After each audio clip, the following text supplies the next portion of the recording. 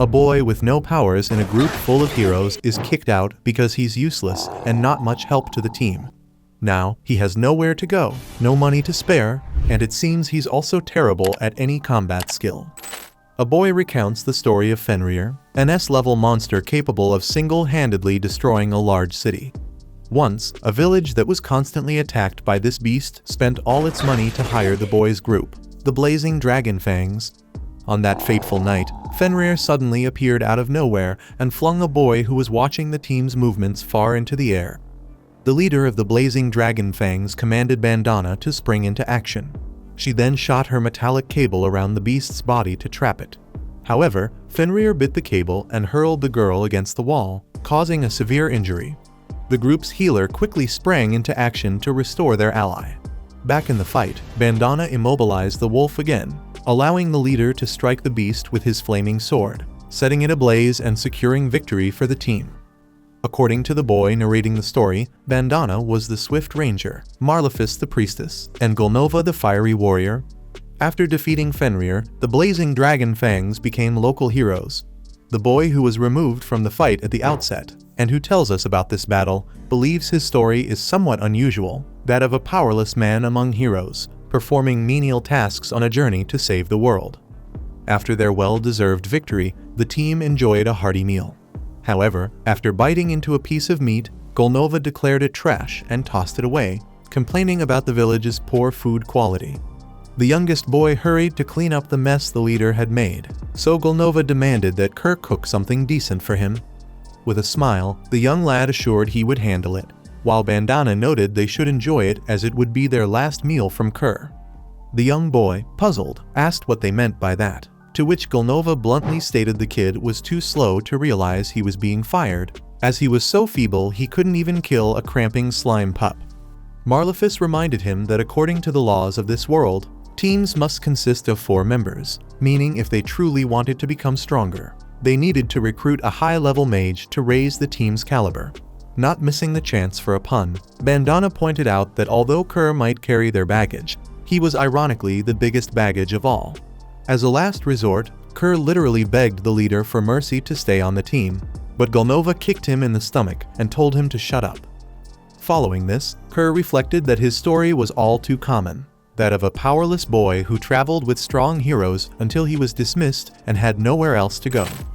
After hitching a ride on a cart, Kerr arrived in a city with just a few coins from his last salary in the newly promoted SS rank team, Blazing Dragon Fangs, and went to the Hallow Work branch to find a job. Upon entering, he was startled to be welcomed by an employee to the Samela branch of Hallow Workstation. As the boy was looking for employment, she explained he needed to undergo an interview and an aptitude test. Sitting down to begin the process, he was asked for his name and age, which he provided as Kurt Rockins, 15 years old. Answering further questions, he was born in Haste Village in the Sheen Mountains and worked as a jack of all trades for the recently promoted SS rank team, Blazing Dragon Fangs. Although he had been fired, the employee believed having this service on his resume was a significant advantage for him, making Kerr feel grateful that Golnova and his former teammates had afforded him this opportunity. Next, Kurt had to undergo an aptitude test, which was a talent granted to him by God, in an attempt to discover his hidden talents. Aptitudes ranged from G rank to SSS, and these levels distinguished the boys from the men, as while a D rank might not cut steel with a certain sword, an A rank could possibly do so using the same blade. Kurt hoped for a major turnaround in his life with this test, but the results indicated he was no higher than G rank in all respects. In summary, the boy was a total underachiever and likely destined for some routine 6x1 shift life. But the woman remembered they hadn't tested his forging and alchemy capabilities because the technician wasn't present, so Kerr would have to wait about a week to see if he was good at that. The problem was that the boy didn't have enough money to stay in the city for that long, so she thought of another test and asked him to lift a sandbag that was in the room. Upon touching the bag, Kerr felt his mana being drained, and he managed to lift the object, but the weight caused his back to bend forward. Nevertheless, the test administrator stated he should be strong enough to handle some construction jobs. Speaking of which, a border town in the Margraviate of Takon was looking for people to repair its walls, and Kerr was pleased to have found a job. Later, as he approached the construction foreman with the introduction letter he had been given, the man glanced at the lad's frail frame and doubted his capability. But since he was short on personnel, it would have to do. Thus, he passed the instructions to Kerr to make cement and repair the wall. Kerr was about to ask if he should infuse the cement with mana to strengthen it, but he was cut off by the foreman, who would return in 3 hours to check on the situation and expected the worker to have used at least half a barrel by then, with payment depending on performance. As he watched his boss leave, Kerr reflected that infusing mana was such a common procedure that the man probably didn't think it necessary to explain. Honestly, he was surprised that half a barrel was considered enough. But regardless, he promised to give his best in this job. 3 hours later, the boss came back to check in and was utterly astounded by what the kid had accomplished. Kerr apologized, having run out of cement, but that was hardly the issue. In reality, the fellow Kurt Rockins had managed to repair a third of the massive western wall in just that short time. Disbelieving, the adult questioned how the boy reached the higher parts without any scaffolding or ladders nearby, and Kerr explained that he put the cement on the end of a very long stick. Conceding after initially underestimating the skinny kid, the boss asked how much longer the young man planned to work there. Kerr confessed that staying for a week would be ideal. With that, the man let the employee off and handed him a bag of coins, the most he had on him, promising to pass on the rest later. Kerr was stunned to receive so much money, being used to just scraps from his former group, and it greatly motivated him. 3 days later, like the boss, everyone passing by the north and west walls could see and were incredulous at how quickly they were repaired. That day, the contractor told Kerr that he didn't need to come from tomorrow onwards, as the kid had simply fixed the entire wall, leaving those who relied on that work for food out of a job. Nevertheless, as a small consolation, the man noted that Kurt's performance was of a typical SS rank for this type of job, so he gave the rest of the payment to the boy and recommended that he look for another job in the capital. Interestingly, despite his excellent performance, Kurt returned to Hallow feeling like a failure, as he felt ultimately kicked out. In the middle of another conversation with the clerk, he saw a beautiful girl causing trouble with an attendant. Kerr's interviewer went over to settle the dispute and learned that the customer wanted to hire a miner but insisted on paying based on good results without any advance payment for a mountain, with no guarantees. Since that was the case, the employee suggested the client recruit investors to develop the mine, but she argued that the mountain would be confiscated if she didn't pay the taxes within a week. Interrupting the dialogue uninvited, Kurt offered to do the job, as he always dug in the mines of his village. But the contractor was not pleased with the worker's ant-like physique, preferring a burly dwarf with a tough look. The problem was, as the employee informed, the woman would have to shell out 10 silver coins for the dwarf, which she made it clear she was unwilling to do, so the deal was to take this kid instead. Finally, after the client left dissatisfied with her new employee, the workstation clerk commented to her colleague that Kurt was too nice.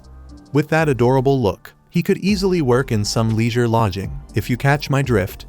Hearing that nonsense, the friend asked Miss Kershell to get a grip and handed her the card with the rest of the payment that the boy was supposed to receive for the wall repair. The woman glanced at the value of 200 coins and flipped out, so much so that she lost her balance and fell backward after tripping over the sandbags that Kerr had lifted. In fact, the colleague remarked that those weren't sandbags, but rather bags used to measure a person's mana, and they get heavier the more magical energy a person has, though they usually don't react to ordinary people. Actually, it takes mana at the level of a court mage to activate those bags. Hearing this, Kershell picked up the bag and felt the weight, though not too much. At the moment, she remembered Kurt struggling greatly to lift that thing and began to wonder just who this guy was. Speaking of the man, he was led to work in a more remote area where there was just a small tent, where he and the boss were supposed to sleep together, according to her. Kurt stated that he couldn't share a tent with a woman as beautiful as Miss Ulyssia. This statement left the woman utterly embarrassed, thinking the kid was mocking her, but Kurt assured her that he had never seen anyone as beautiful as her in his extensive life of 15 years. Ulyssia didn't want to hear it and told the boy to stop talking. Soon after, she mentioned that she had been an adventurer since she was 10 years old, so there was no way she could be considered beautiful. With that, she handed the employee some poorly wrapped food, and Kurt thought it was great, considering it had been a long time since anyone had cooked anything for him. He thought to himself that Golnova and the others never ate with him, unlike this new boss who seemed pretty cool. At night, lying awake, the boy couldn't sleep and decided to turn to see if the boss lady had fallen asleep. When he laid eyes on the boss, he noticed she was only wearing underwear on the lower part of her body, forcing the poor kid to cover his mouth to muffle the squeak he let out. After that, he lamented that Ulysses was so naive. After all, he was a man. Pretending to be asleep, the woman thought to herself that she had used exactly that strategy to find out if Kurt was the type to attack her. But he turned out to be really nice, as well as handsome and fun to tease. The next day, she found out that her employee had slept outside the tent all night and noticed that he had fixed the button on her coat. Grateful, Ulysses thought maybe Kurt was in the wrong job. But since he was there, she announced that they would start work soon, as she needed to earn 10 gold coins that week. For that, she planned to start digging somewhere nearby. But Kurt pointed out that she wouldn't find any ore if she just dug randomly, and that it would be better if he took a look to see if he could find something. As the boss finally gave in, the miner discovered a crystal that alone must be worth about 3 gold coins. Some time later, Kurt examined the surrounding rocks in record time and extracted a large quantity of crystals. Impressed, the boss asked if the next step was to sell these items, but he explained that all but the first were too small to be of much value. The real deal was to transform them into magical crystals. Ulysses thought there were fewer than 10 magical artisans in the kingdom capable of this service, but in a matter of seconds, her new employee performed the process with monstrous ease, usually taking an hour to complete. As night approached, Ulysses bid the boy farewell to sell the magical crystals and planned to return the next morning, while Kurt decided to stay and do some things around there. Watching the boy wave goodbye, the woman struggled not to melt from the cuteness of the lad. Upon arriving in town to sell the items, Ulysses was asked at the counter about the documents for selling foreign crystals, but she informed them that these were produced domestically. Confused, the soldier asked which workshop she belonged to, so she showed a necklace proving she was an adventurer directly serving the royal family. With that, she gained access to a teleportation stone to go to the capital. Since Ulysses was a former adventurer who served the royalty, these people wouldn't believe her even if she told the truth. Next, Ulysses visited a friend and asked her to buy some of the crystals. The girl assessed that the shine of one of the sample pieces wasn't very strong, so it probably wasn't worth much, perhaps about 10 silver. Ulysses had anticipated some negative surprise due to the short time Kurt needed to imbue mana into the items, but suddenly, the buyer reevaluated the crystals and decided she was willing to pay 10 gold just for that crystal, because it contained 10 times more mana than usual, and the shine wasn't strong because the crystal had been treated to prevent mana leakage from inside. Having 50 crystals, the buyer placed a bag with 500 gold on the counter without hesitation, but asked for 2 things from her friend. Firstly, she must not sell these magical crystals anywhere but in this store, as it would not be in the kingdom's interest to have such powerful crystals circulating regularly on the market. Secondly, she asked Ulysses to disclose who performed the mana imbuing process on these items, but Kurt's boss refused to provide employee information without his permission. At this, with a mild show of authority, the shop owner reminded her that she was a court mage with the status of an honorary count, meaning this was an order. However, Ulysses argued that she no longer served the royal family and did not have to obey such an order, so the friend gave up and only asked her to ensure that the responsible party did not leave the country, and to inform him that she was offering him the position of director of a royal magical technology research laboratory, with the title of honorary baron or even honorary count. After leaving the store, Ulysses tried to grasp how she had just acquired 500 gold and how that boy could become a count out of nowhere. Unable to get it out of her head, she returned to the workstation to ask Kerr about Kurt. Interestingly, the clerk also wanted to know a few things about this boy. Initially, she tried to protect the client's privacy, but when Ulysses showed her crest, the girl revealed that Kurt was from the Blazing Dragon Fangs, but had been fired and now had earned 200 gold by fixing a wall alone in the Margraviate of Takon. Speaking of money, the former adventurer asked the employee to deposit 499 gold in Kurt's account and ordered her not to divulge any information about the boy. Hours later, Ulysses returned to where her miner was and discovered that he had built a wooden house on the site in less than a day. She asked him about it, and the boy found it normal, explaining that people usually do this in his hometown. In the next moment, we see the flaming dragon Fangs group struggling against a gigantic creature. Golnova asks to be healed after sustaining injuries in battle, but Marlefus simply cannot do it. As he blocks the attacks from the evil tree, the leader asks if the newcomer can't use fire magic, but the boy complains that Golnova himself said he was capable of it. Overhearing the argument from outside, Bandana thinks to herself that this group is finished. Following this, Kerr is shocked to learn that they want him to be the director of the Royal Magic Technology Lab, meaning he'll receive noble treatment. Ulysses explains that the person she asked to evaluate the magic crystals serves as a royal court mage as a hobby. Thus, Kerr acknowledges it's a great offer, but ultimately declines.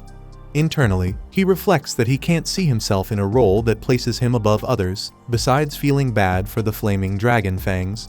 Outwardly, he argues to his friend that his main role is to work there, and then asks if the sale of the crystals was enough to cover the taxes. She responds that she sold them for a great price, but it wasn't her who created them. In fact, she took some gold as a handling fee and deposited the rest into Kerr's account. He thinks it wasn't necessary, but Ulysses insists it was, as she would feel too guilty accepting such a large sum. In any case, the woman plans to continue mining and counts on the young man to stand by her in this, and Kerr is immediately enthusiastic, especially since he found what seems to be a promising mineral vein yesterday. However, the boss is concerned about how many hours he rested, and he informs her that he slept 6 hours. To her astonishment, since he built a house by himself and slept so little, Kerr thinks she's upset because he slept too much, given that he used to sleep only 4 hours a day with the flaming dragon Fangs. Therefore, he promises to make up for the excessive sleep. After their conversation, Kerr takes the woman to an area he believes is good for mining. Ulysses confesses she doesn't see anything special, so he explains that, considering the mountain's topography, there must be a mineral deposit below, but Ulysses should not dig deeper than 50 meters. She thought they would dig together, so the employee explains that he plans to dig around the area where he found that large crystal yesterday.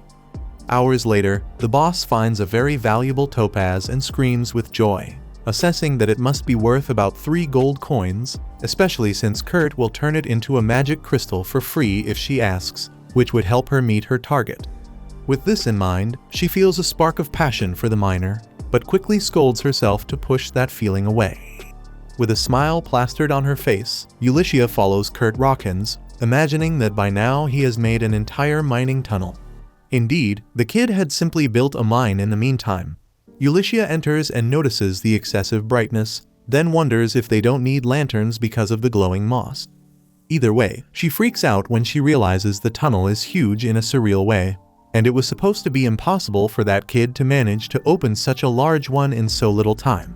At that moment, the aforementioned arrives and laments that all he extracted were useless stones, along with small fragments of the mineral he's looking for. Ulysses takes a look at the useless stones, but acknowledges that they actually look pretty nice. Kerr agrees, but since they are plentiful, those mithril stones don't have much value. Upon hearing this name, the boss is incredulous. After all, mithril is not only more valuable than gold, but it's even more expensive than platinum. Curiously, Kerr mentions that this stuff is so common in the village he came from that people throw it away. Startled, Ulysses asks what mineral he was looking for, and he replies that it's orichalcum. The woman recalls that this is the legendary mineral known as the Metal of the Gods, and she didn't even know it existed in this mountain. Holding a sample, Rockens mentions that it's possible to extract this thing anywhere, but only if you can dig very deep into the soil. Now unsure what to think, the woman asks if this guy managed to dig that much in 8 hours and then return to the surface, and he responds yes, as if it were the simplest thing in the world. And not only did he open the hole, but he also closed it because it was too dangerous to leave it open. That said, she attentively observes the surroundings and notes that the employee crossed the entire mountain with his tunnel. Finally, 2 days later, Kerr finishes mining and returns to Samala with Ulysses, and the tunnel he opened was capable of connecting this city with the city of Lord Takon.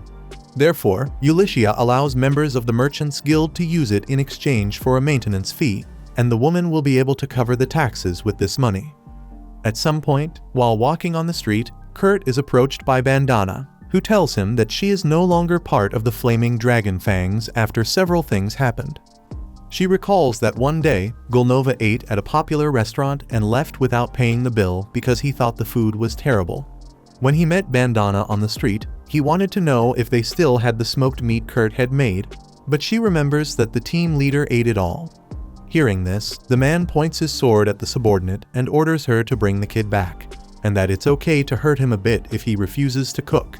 Calmly, Bandana assures that she will do what she can and, using her speed, she borrows the teleportation crystal from the boss without asking. After leaving the alley where she found Golnova, she sees guards looking for him because of the trouble at the restaurant, and thinks that Marlefus was lucky to have been called by the church. In the end, she was right. The group ended up going down the drain, and Bandana decides to visit the leader only when she feels like it. Reflecting on this, Bandana decides to put the whole ordeal aside and simply says she was dismissed, as she doesn't want her surveillance target to get tangled in this mess either. Hearing this, Kerr regrets not being able to return to Dragon Fangs right now. After all, he greatly admires Golnova and feels deeply indebted to him. Eventually, Bandana mentions that she knows someone from a workshop who needs assistance. According to her, there are only 15 Aitlier Meisters with official permission in the country, and one of these significant figures is in trouble. It would be helpful if Kerr could lend a hand. Surprised and delighted to be considered useful, the young man eagerly agrees to help, and the woman gives him the address, prompting him to dash off towards the location. Left alone, Bandana thinks that being an apprentice to the Great Sage is no easy task. On his way to the mission, Kerr recalls that the workshops known as Aitliers are facilities that mainly produce and sell medicines, magic swords, magical devices, and similar items. The head of an officially sanctioned Aitlier is known as an Aitlier Meister and is authorized to develop these sites and is treated as a viscount in terms of status. Honestly, the boy had no idea that such a person existed in this city. Soon, he arrives at the address written on the paper Bandana gave him. The house seems quite ordinary, but a sign reads Aitlier Ophelia. When he knocks, a very young girl, surely too young to be considered a master, answers the door. Seeing the human's astonished face, the girl thinks he's acting this way because he's not used to dealing with elves, so the boy explains that it's not the case and asks if she is the master of the Aitlier. She tells him she is just Michelle Lalakata, the boss's assistant. Kerr says he came to help on Miss Bandana's recommendation, and the assistant, thrilled to finally have some help, pulls him inside. Upon reaching the place of contention, Kerr pinches his nose due to the foul smell. It turns out they needed someone to clean the kitchen, and Kerr grimaces bitterly upon realizing he would never be considered useful in assisting directly in the Aitlier. Then, Michelle is called by the boss, leaving the boy alone with the mess. Without hesitation, he pounds his chest, dons an apron, and cleans up the entire mess in 30 minutes. Unsure what to do next, he follows the path Michelle had taken and goes after her, until he knocks on a door where he receives permission to enter. But inside is a girl wearing less clothing than appropriate. Confused, she asks who he is, and Kerr introduces himself in a startle, apologizing for entering under these circumstances. Not minding much, the lady informs him that Lady Ophelia has gone to the basement. At that moment, Kerr notices a curse mark on the girl's belly and asks to take a closer look.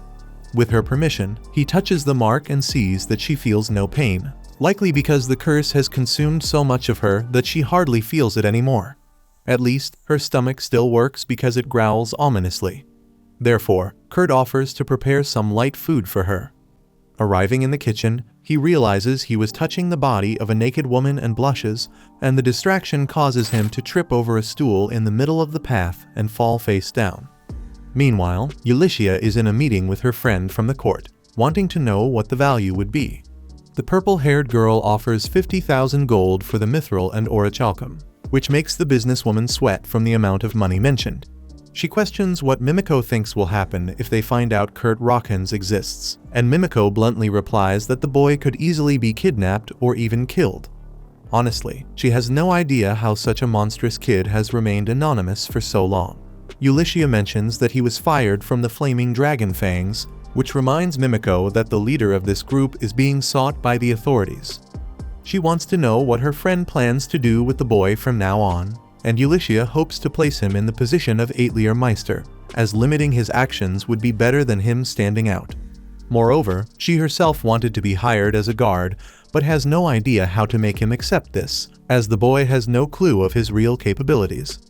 Speaking of the boy, Kurt was calmly preparing the meal until he notices the arrival of Michelle along with a tall woman, and both are impressed with the cleanliness of the kitchen. He asks if she is Lady Ophelia, which she confirms.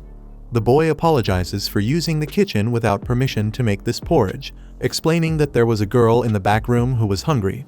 Surprised that he had met the girl, the master makes it clear that the boy should not speak of her to anyone, and Kurt promises to keep quiet. Thus, Ophelia pays him a generous sum for today's service and asks him to come back tomorrow at the same time. When Kurt leaves, the master regrets having allowed that girl to have contact with strangers, as she must do everything to prevent the curse from worsening. Then, Ophelia goes to the room of the said girl with the meal and asks her not to open the curtains the way she was doing at that exact moment, as someone might see her. Noticing that the young girl's clothing is too loose, the master kneels to see how she might adjust the pajamas, until she hears the girl's stomach rumble loudly and bursts into laughter. Then, she gets up to check if her food is poisoned, but the young girl thinks it is unnecessary, as if it was that boy who made it. Her intuition says he has a good heart and would do no harm. Besides, she is already a wreck because of the curse, and it would not be necessary for any poison to finish her at this point. Speaking of which, not knowing who cast this curse on her, the girl confesses that she has spent her life suspecting everyone. But today, at least, she would like to trust someone to the end. Having said that, she smells the delightful scent of the porridge and imagines that the cook must have added herbs. With the first spoonful, she falls in love with the flavor and feels her heart warm up. Seeing that everything is okay, Ophelia is relieved and heads to the door, until the little girl begins to feel choked and collapses to the floor. Thinking the food was indeed poisoned, Ophelia starts blaming herself for being careless, while feeling a deep hatred for Kurt Rockens. The mistress rushes to fetch the antidote, but Lies gets up and claims to have been cured for some reason. Indeed, the curse mark had completely disappeared, which leaves Ophelia extremely confused. Without delay, a man in a black robe laments to his boss because the curse was broken and promises to reformulate it. However, his superior tells him that they will not wait for that and have already decided to resort to other means. After all, Lady Lyslot needs to die by any means necessary. In the midst of this, Ophelia visits Mimiko given the grave situation and notices the presence of Ulycia, the former adventurer of the royal family. Lady Lyslot removes her hood, and Ulycia and Mimiko immediately kneel before the illustrious presence of the third princess. Mimiko thought she was ill, but Ophelia explains that the princess was cursed by someone who wanted to take her life, as Lies is the only daughter born between His Royal Majesty and Princess Françoise, the woman he married from the east, from the Gurumaku Empire. Hence, Lyslot's existence is a symbol of peace between these two nations. Ulycia deduces from this that someone wants to destroy this peaceful relationship, and Ophelia adds that, with the end of their nation's war against the northern nation, there are certainly people who would like to provoke another conflict. Mimiko gives a joyful hug seeing that the princess is well, and Lies hopes to count on her friends' help to discover who cast the curse on her. About this, Mimiko assures her loyalty lies with the princess and her deceased highness, Françoise. Having said that, she is surprised that Lies broke such a powerful curse, and the monarch joyfully shares that it was all thanks to a man named Kurt, which leaves Mimiko and Ulycia astonished.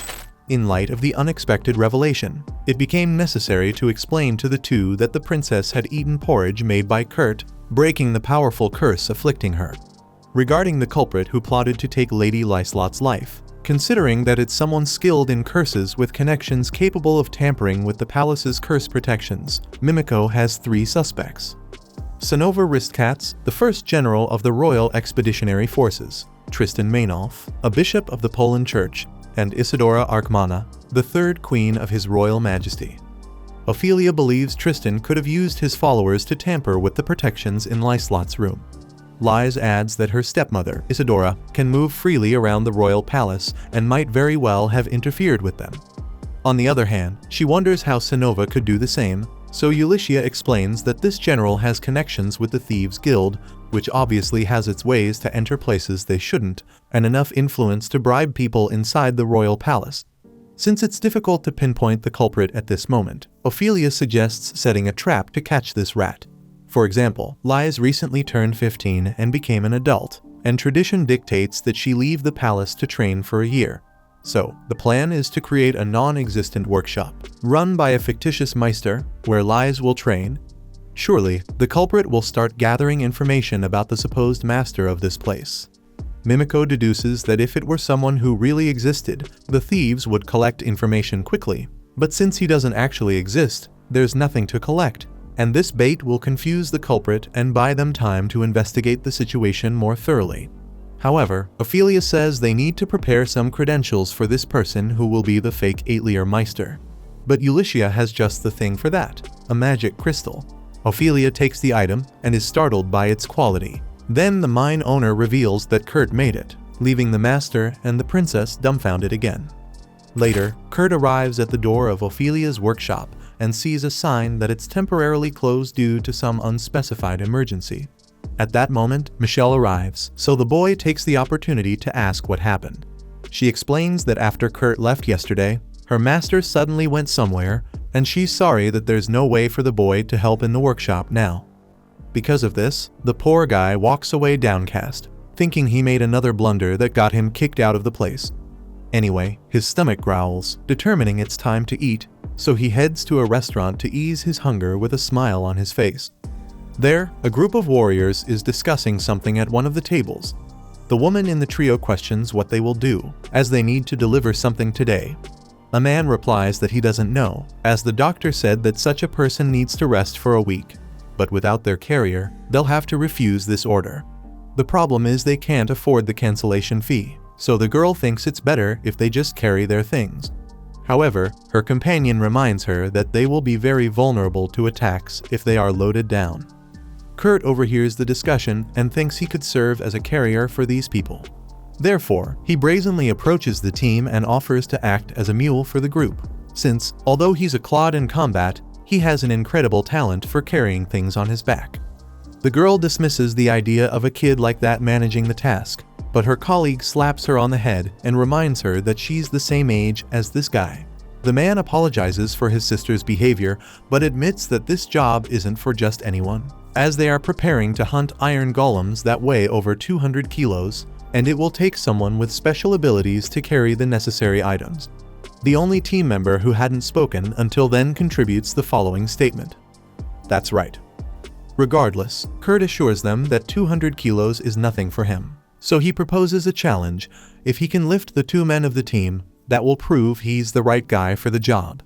Without waiting for any of them to agree, Kurt lifts one of the men over his shoulder as if he were a 10-inch statue, leaving the rest of the people dumbfounded. Then he picks up the blonde, who, with his armor, weighs over 150 kilos. Immediately, the restaurant's clientele applauds the spectacle. Having done that, there could be no other outcome. Kurt Rocken proved he was up to the job, so the team sets off on the mission. The armored guy introduces himself as Kans, a heavy warrior. Although he wields a sword, it's practically ornamental, as his own fists speak louder than any blade. The other man introduces himself as Danzo, the samurai who leads this group. Kurt asks what a samurai is, and Danzo explains that it's an oriental variant of a swordsman. Lastly, the girl introduces herself as Sina, a ranger. Kans extends his hand to the new teammate and informs him that the team is called Sakura. He explains that they have another carrier named Bibinok, but he will take a week to recover from a cold. In response, Kurt bows and thanks them for hiring someone ordinary like him, and the reaction from the people is to burst out laughing, confusing the carrier. Kans lightly knocks Kurt on the head and says he counts on him, and the boy only thinks that he must try not to mess up with these cool guys. Later, they arrive at a cave where the mission is to be carried out, but Kurt steps on a slime in the middle of the path and gets his foot stuck in the goo. Sina says it's just a matter of the kid crushing the creature's core, but the carrier is so incompetent in a fight that he manages to stab his own thigh instead of the slime. Out of patience, the ranger sorts out the situation and acknowledges that her colleague warned he was bad at fighting, but what he just did was a spectacular blunder. Still, Kans and Danzo assure him that there's nothing to worry about, as they are the ones who need to fight. Kurt is shocked because his companions didn't get mad at him for failing, since this was routine in his old group. Finally, the quartet enters the cave, and the ranger prepares glowing moss to spread and light the path with a visual spectacle. Kurt points out something he saw along the way, and the girl explains with disgust that it's goblin dung, and by the smell of it, it's still fresh, meaning the monsters aren't far. Kenz asks everyone to stay calm, as they can surely handle 1 or 2 goblins without difficulty. But if it turns out to be a horde, they can always run like the wind. Deeper into the cave, the dungeon begins to resemble ruins as the team progresses. Kurt notices something strange on the wall, but is interrupted by the arrival of a goblin. In that instant, Sina throws a knife into its chest, and Danzo finishes it off with his katana. The problem is that the voices of several similar monsters can be heard in the distance, clearly indicating that there is a whole colony in this location. To make matters worse, they are coming from the entrance, which means one thing: there is no possibility of escape. The Sakura group must fight. Sina knows they stand no chance, but Kurt goes back to the wall where he suspected something and ends up finding a secret passage. However, upon hearing the suggestion to follow Kurt into the passage, only Sina enters and closes the passage behind her. On the other side of the door, Kan says it's impossible to escape so many goblins while looking for a way out, so the two of them must go ahead. Kurt replies that he wants to stay and fight, but Sina, with tears in her eyes, yells that he can't even defeat a slime, and with that attitude, he'll only hinder Kans and Danzo. Hearing her harsh words, the carrier reflects on how much the girl wanted to be fighting alongside her comrades. On the other side, Kans asks Danzo if he regrets their decision, to which he asserts he does not and returns the question. Kans responds that dying to protect his little sister is the highest honor an older brother could have. The samurai concludes that a death without shame is a warrior's pride, and his friend agrees that there is no regret in fighting for their comrades' survival. Kurt overhears the conversation and is astonished to have been accepted as one of them so quickly, although he laments that he can't do anything to help. Anyway, Sina assures that Danzo and his brother will survive, then lights up the secret passage to continue on. But this brings a terrible consequence. At the end of that passage were iron dragon golems. Meanwhile, Ulyssia and Lyslot arrive at the inn where Kurt is staying, and Ulyssia asks the girl to keep from the boy that she is the princess. She agrees and suggests it would be better to be called Lies to avoid formalities, and the elder agrees to be called Yuli. Excited to see the boy who had so charmed her, the princess bursts into his room, but her smile fades as she notices he is not at home. For some reason, Bandana was outside the door and reveals that the boy is in a cave in the northeast with the Sakura group. Yuli rushes to see who it was, but Bandana had disappeared. She fears this could be a trap, but if Kurt is indeed in this cave, and since combat training was recently completed in that region, there are risks of many surviving goblins having fled there. For this reason, Ulyssia decides to search for her companion, while Lies should stay in the city. However, the princess insists on going along. After all, it's not wise to distance oneself from the person you're protecting. Plus, she has learned to use magic as a member of the royal family and can fend for herself. Since that's the case, the protector agrees, but asks that the protected not leave her side at any moment. Some time later, the two arrive at the location where Kurt Rockins is supposedly located. The fresh glowing moss on the walls indicates that someone had indeed passed by recently, and Lies even finds Kurt's footprints, though Yuli has no idea how this girl knows they are his. Further ahead, Lies struggles to identify traces when they reach the ruins, so she activates her heightened senses ability to more effectively detect any trace of the boy's passage. At that moment, she smells the target's scent and runs in a certain direction. And once again, Ulyssia tries to understand how she remembers the scent of that citizen. As she runs toward the smell, the princess hears sounds of a fight in the distance. Then Yuli tells her to stay there and unsheathes her sword, while Lies grants her ally a physical enhancement before she leaves. In the eye of the storm, Kans and Danzo do what they can amid a torrent of enraged goblins until a third fighter appears to change the course of the battle. Inside the secret passage, Sina can't believe the bad luck they had to come face to face with such a creature, and she begins to regret having accepted this mission, as now all her friends are in danger. Feeling guilty, she apologizes to Kurt for having dragged him there. After all, there's no way they can rid themselves of such a threat. Since these iron dragon golems are meant to protect the passages, they will be attacked as soon as they try to cross. In turn, Kurt consoles the girl and stands up to take care of the golems. in front of the terrified girl, who doesn't understand what the heck got into this madman. Rockins approaches the golems, dodges a blow from one of them, and unscrews its tail as if it were a bolt. Then, he does the same with the monster's head, dismantling it piece by sticking his dagger into specific openings in that armor. Once he does this with all the enemies, Sina would love to know what's going on in this place. So Kurt explains that he's used to mining iron golems. Then, Ulyssia reaches the two members who entered the secret passage, and the ranger recounts, with terror in her eyes, that the kid dismantled each golem as if he were playing with Lego, and even called it mining. Seeing that her partner has returned, Kurt asks her to help Cans and Danzo, but she reports that the two are alive. Then, she thinks to herself that she had heard legends about a man with a G-level aptitude in combat who, by chance, had an S-level aptitude in harvesting. According to the legends, this man used a scythe to defeat a thorny dragon, and Yuli associates Kurt's case with that legend. Finally, Lyslot arrives soon after, and her eyes sparkle at the unmatched talent of Master Rockins. After the entire team regrouped, Cans lamented not having discovered the potential goblin infestation that might have occurred in the northeast. Regardless, he and Danzo humbly thanked Lady Ulyssia for her assistance. In turn, Yuli told Kurt that a new workshop would soon be established, where she would serve as the direct chief adventurer, and that he should consider joining her there. Kurt argued that he was already working with the Sakuras, but Cans emphasized that the boy couldn't afford to miss such an opportunity. Meanwhile, Yuli mentioned that she needed manpower for the workshop and invited the adventurers to join the project. At this, the two men from Sakura celebrated, but Sina remained morose in her corner. Since he was going to the workshop, Ulyssia asked Kurt to take an aptitude test when they returned. With the mission resolved, everyone returned to the city, and Kurt went to the Hallow workstation, where he was greeted by Mimiko. She introduced herself as a mage of the royal court and was responsible for administering Kurt's aptitude test. She remarked that she had seen his magic crystal before, but she needed to meet the creator of that work in person. That evening, the Sakura group celebrated the successful mission and the invitation to the workshop, with the distinguished Lyslot present, although Sina remained downcast for some reason. Turning back to Mimiko, she informed Ulyssia that Rockins had the following aptitudes: B rank in cleaning, cooking, and mining, and C rank for everything else.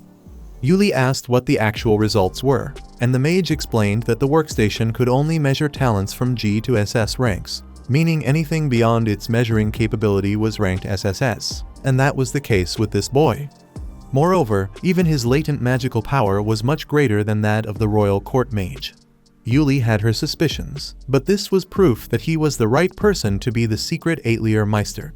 Mimiko stressed how fortunate it was that she conducted the test, because if someone else had, the information could have leaked. With that, Kershel appeared shocked upon seeing Rockins' results on the table. Mimiko and Yuli pretended they had just discovered this as well, and noted how dangerous it would be if someone outside knew about it. So the employee covered her ears and shouted that she hadn't heard anything. Sometime later, Kurt was amazed at the speed of the carriage he was traveling in. Ulyssia explained that the carriage was arranged using the special authority of an Atelier Meister, and Lies added that after all, there were no teleportation stones in the border town they were heading to. As for the town, she remembered it was a military base on the frontier of the Demon Lands, and although a new viceroy had yet to be appointed, it was a very important city that received aid from the Alliance. Danzo proudly added that they would be the personal adventurers for a newly built Atelier in such a significant city. With that said, Cans asked what they would do about Bybinok, and the samurai asked to leave that matter to him. Changing the subject, he wanted to know what this Atelier Meister was like, and seeing Ulyssia struggle to explain, Sina concluded that these people hadn't hired their group for their skills, but to keep them quiet. However, if necessary, she would do everything to protect her brother and Danzo. Hours later, the carriage arrived at the wall that Kurt had helped rebuild days ago, which made him feel disheartened. Lies asked why, and he explained that he had worked on repairing the wall but was fired after 3 days. Interestingly, it seemed that not much progress had been made after the boy left the site, and Ulyssia supposed that maybe they were fixing it in a different way. Without delay, the woman led her companions to a site that would serve as the base for the Atelier. The group contested that it looked more like an empty lot, so she explained that they would wait at the inn until everything was ready. With that said, she questioned whether Kurt could build the 8-layer on his own, a question that left the Sakura group dumbfounded. Kurt explained that he could manage if it was a log cabin, but building an 8-layer in a day seemed crazy. Fangs, Danzo, and Sina agreed that it was the craziest thing they had ever heard. Then Kurt added that he would need 2 more days to complete the work, which again left the Sakura speechless. Yuli explained that the young man could take as long as he wanted, and that he would have the necessary materials for the job. Given that, Kurt made a list of everything he needed and handed it to the woman, with items like amethyst, sapphire, and griffin feathers. After noticing that Sina seemed suspicious about something, Yuli called everyone to go to the inn to not disturb the bricklayer, reminding Kurt that he should return to the inn whenever he needed to eat and rest. Once there, Yulishia asked everyone to sit down so she could say something important. Sina asked if she was going to talk about what happened in the cave. After all, those iron dragon golems were defeated by Kurt alone. He said he was used to mining iron golems and destroyed those monsters with just a dagger. Thinking about it, Sina demanded that Yuli tell them who that guy was, and who Lies really was. First of all, Yuli introduced herself as an adventurer who used to serve the royal family. Then the other girl identified herself as Lyslot Humeros. Showing the crest on her dagger, she revealed she was the 3rd princess of this kingdom, but was concealing her identity for certain reasons at the moment. Therefore, Sina asked if Kurt was also royalty, and Yuli explained that he wasn't, nor was he part of the nobility. In fact, she had no idea who the young man really was. What was known was that his combat skills were all rank G, while those unrelated to fighting were all rank SSS, such as transport and mining, for example. However, not even Kurt knew this, and they made sure to hide it, making him think he was rank C or B, at best. The big question was that Kurt Rockens would be the new 8-layer Meister here, but that also needed to remain a secret. Sina revolted and questioned why they were deceiving the boy this way, and Yulishia explained that even if they told Kurt the truth, he certainly wouldn't believe it. But most importantly, there was no way to know if someone would plan to exploit Kurt's abilities if they made this information public. With that, Sina slammed the table and explained that the ones exploiting the young man were they themselves, so Kans hugged his sister to calm her down a bit. Danzo gave the go-ahead for Yulishia to continue the story. Then Lyslot explained that Kurt Rockens had broken the curse cast on her with homemade porridge. Yuli added that someone was after the princess, so they chose this border town for the construction of the 8-layer, allowing them to identify the enemy behind this pursuit. Still, Sina complained that Kurt knew nothing about this, and Lies shared that the boy had no idea who she was. But as soon as he learned that Lies was under this curse, he saved her without asking for anything in return. According to Yuli, the young man was pure and always put others first, making him someone they wanted to protect, and that's why they asked the Sakura group to keep this secret and join forces to keep Kurt safe. Hearing such a complicated story, the Sakura lowered their heads in a reflective tone and took a few seconds to respond. The first to speak was Danzo, claiming that a knight's duty was to obey royalty. However, as adventurers, they had no such obligation. Nevertheless, they were also comrades who risked dying alongside Rockens, so they were companions. Kans fully agreed and added that they didn't need reasons to help friends. Lastly, Sina was undecided. After all, they had known these women for a very short time to swear their swords to them this way, so Yulishia argued that she herself had only known that boy for just 6 days. Still unconvinced, the ranger asked for a moment to think and withdrew.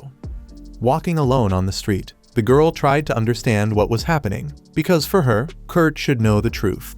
Soon, she returned to the 8-layer site and saw the work at a much more advanced stage than would be humanly possible. Startled, she questioned if the guy had done all that without help, and he explained that he could do it. After all, he was rank B in mining. Knowing that no rank B would be capable of doing that, Sina let it go and commented that the young man was really incredible, which he didn't understand since in his hometown, it was common to build dozens of houses every day, so he kind of still felt slow, actually. Sina asks the boy if he doesn't mind being burdened with all the work like that. He explains that he doesn't feel put upon. Actually, he's happy to work and feel useful to someone, considering he was called useless by his former teammates every day until they kicked him out of the team.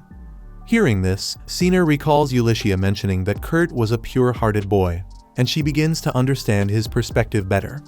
With that, the adventurer firmly declares that she and Kurt are officially friends from now on. Meanwhile, Danzo is sitting on a park bench when a carriage stops in front of him. Seated behind him and working as an informant, Bandana claims to have uncovered most of the details.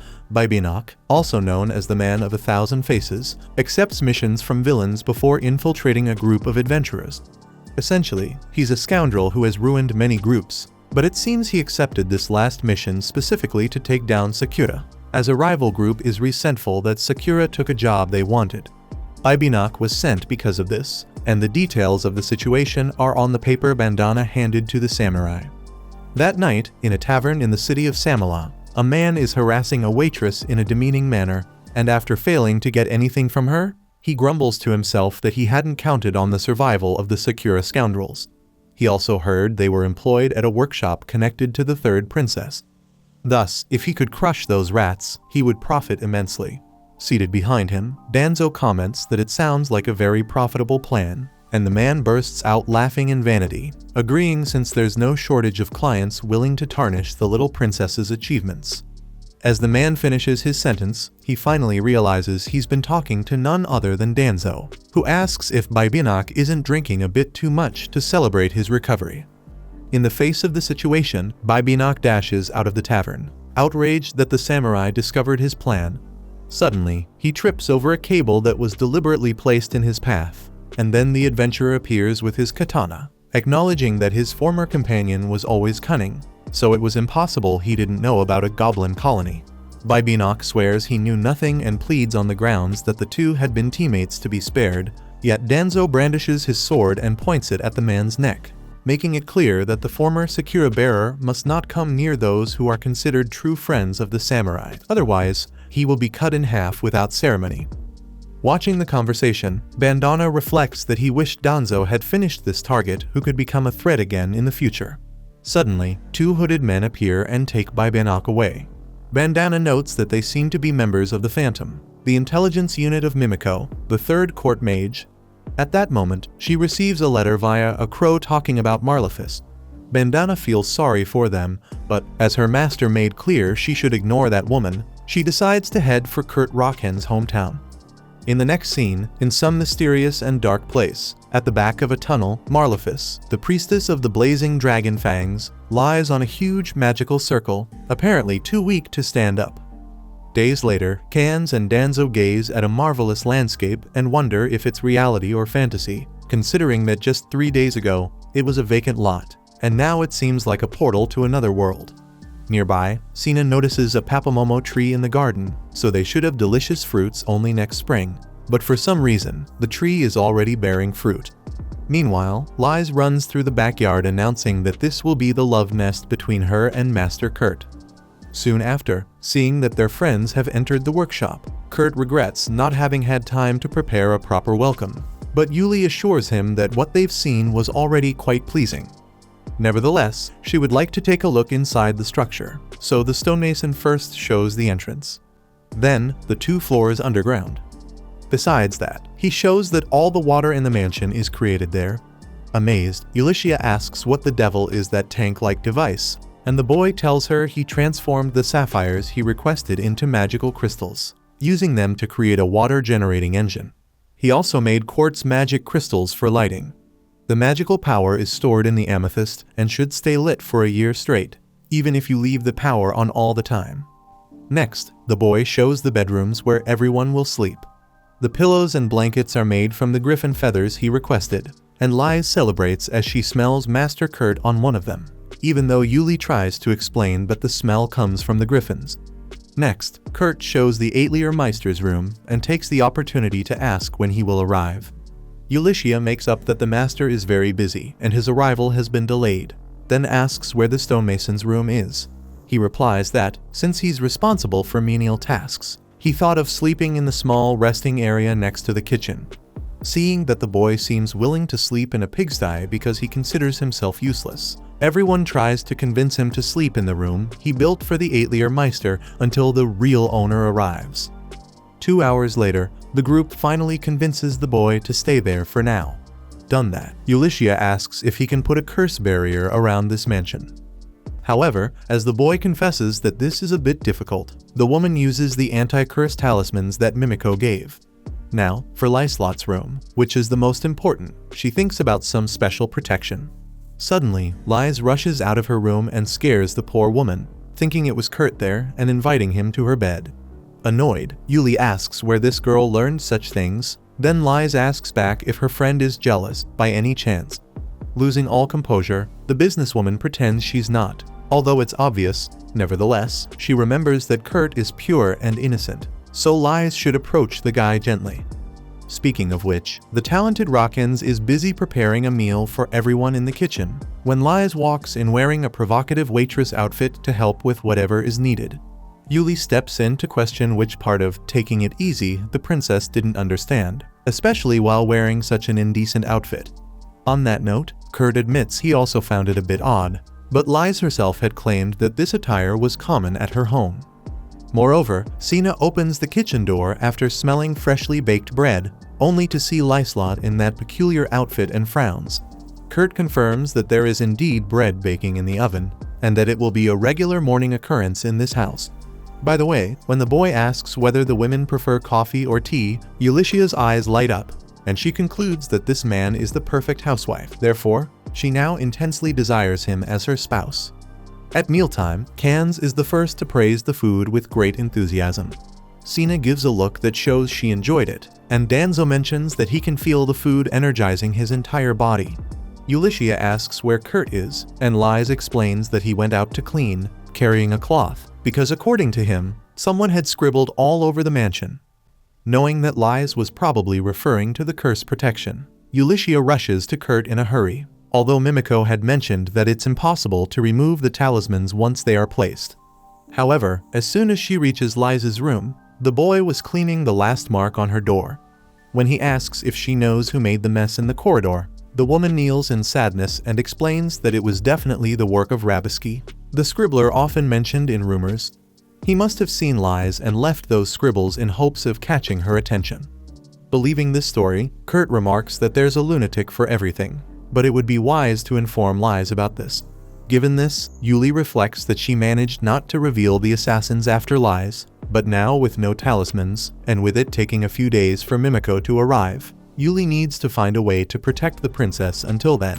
In the next moment, we see that Marlefus has been expelled from the church by some religious authority. The reason being, not only had the flaming dragon Fangs shown numerous failures and acts of violence towards others, but the leader of the group had become a wanted man. Marlefus argued to Bishop Tristan that it wasn't her fault, as she had indeed used lightning magic inside a restaurant in the royal capital, but it was a punishment for them serving her group food worse than pig slop. Regardless, the bishop was done with excuses, for the bad reputation Marlefus had garnered would become a stain on the Poland church if she continued there. Alone, Marlefus grieved, considering that she had always done more for the institution than anyone else, joining ordinary adventurers and performing miracles for others. However, Tristan made it clear that he recognized the sister's magical prowess, and because of this, if she agreed to do a small job for them, they promised to absolve her sins and make her a priestess. Surprised by the offer, the young woman watched as he showed her wine from the enemy of the Poland Empire, the Gurmaku Empire, and asked her to take a sip. Eager for forgiveness, Marlefus drank a gulp of the beverage and allowed the superior to request anything. Thus, Tristan took the opportunity to order her to be part of the execution plan for the third Princess Lyslot. Instantly, a curse mark appeared on the woman's belly, dropping her to her knees. With that, Tristan finally revealed that the wine she had drunk was poisoned with a curse, which would cause Marlefus's body to accept nothing but water. In a month, she would die of starvation. Now, if she passed this test, she would be freed from suffering and become a priestess. Despite the absurdity of the situation, Marlefus offered her life to the bishop, and it was this curse that placed her in such a horrible predicament, even bringing her before a demon lord at the peak of her suffering. Back to the present, during breakfast, Yuli reflects that there has been no change in Lys's body after Kurt erased the protections, and perhaps the enemies haven't yet discovered the princess's location, unless there's another reason they haven't been able to do anything so far, like Kurt's cooking having nullified the curses unknowingly. In any case, Mimiko has already arrived in town and spread her webs. If the enemy tries anything, they'll know immediately. Thinking this over, Ulysses bites into a cake and marvels at the flavor. Moreover, Lise comments to Kurt that the texture of the sweet seems different than usual, and he reveals that today he tried making the cake with rice flour. Lise gets excited about the boy's recipes whenever he uses rice, like the porridge he made, and if she's cursed again, she'd want another serving of that dish. Kurt is pleased by the compliment, but clarifies that the girl no longer needs to worry about being cursed. Amazed, Yuli questions how that could be possible, since the boy himself had said it would be difficult to create a barrier against curses. Indeed, Kurt shares that he can't create such barriers, but he has a trick up his sleeve. In the next scene, we go to another religious figure who asserts that they cannot afford to fail. A sinister figure in front of him agrees and promises that he will curse the third princess to death. As he makes a display of his power, Mimiko's web is activated and alerts Ophelia. Then, Kurt tells us that the entire mansion they live in serves as a barrier that reflects curses, so he can't create another barrier inside it, but he has tweaked this a bit. Soon, a Poland church henchman appears with a bright glow inside him, after his curse has disappeared. Kurt explains that instead of the curse attacking the person, the caster simply shines because if he set it to counterattack, the boy would feel bad for anyone accidentally cursed. Immediately, Yuli decides to share this with Mimiko and the others, then announces that she needs to step out. Soon after, Kurt invites Lise to go shopping in town together, since the girl hasn't left the studio since they arrived. After all, despite being in a fortress city, the local market has very fresh vegetables. Despite this, Lise declines the invitation, although she can't quite explain why. Meanwhile, from atop the city wall, a man alerts General Auri that the fog is getting thicker.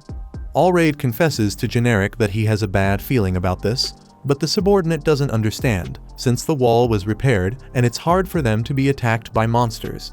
Moreover, he still can't believe that the general himself took charge of this repair work. The superior responds that he had no choice, given the importance of the city, for there was fear of enemy spies entering unnoticed. Returning to Ophelia, Mimiko finds the man who tried to curse Lise, and he was dead. Probably, those responsible thought they would be discovered by the light, so they took care of this guy. Ulysses questions about this intense glow even after the person's death, and Ophelia explains that Kurt Rockhands created a powerful curse reflector to that extent, and that if he decided to cooperate fully with them, he could solve this problem in the blink of an eye. On the other hand, Ulysses doesn't want to get the kid into even bigger trouble, so Mimiko announces that she will investigate the rest later. Then, she asks Yuli to make sure Lady Lyslot doesn't leave the studio, with the mage leaving Phantom to protect the place. Suddenly, the women hear the loud tolling of a bell. From atop the wall, the general is alerted about a monster attack, then activates the magical team to light up the front of the castle. Once done, it was possible to see an army of skeletons approaching the walls, all armed with swords. At the same time, Mimiko receives an alert from an informant that the city is being invaded by skeleton women.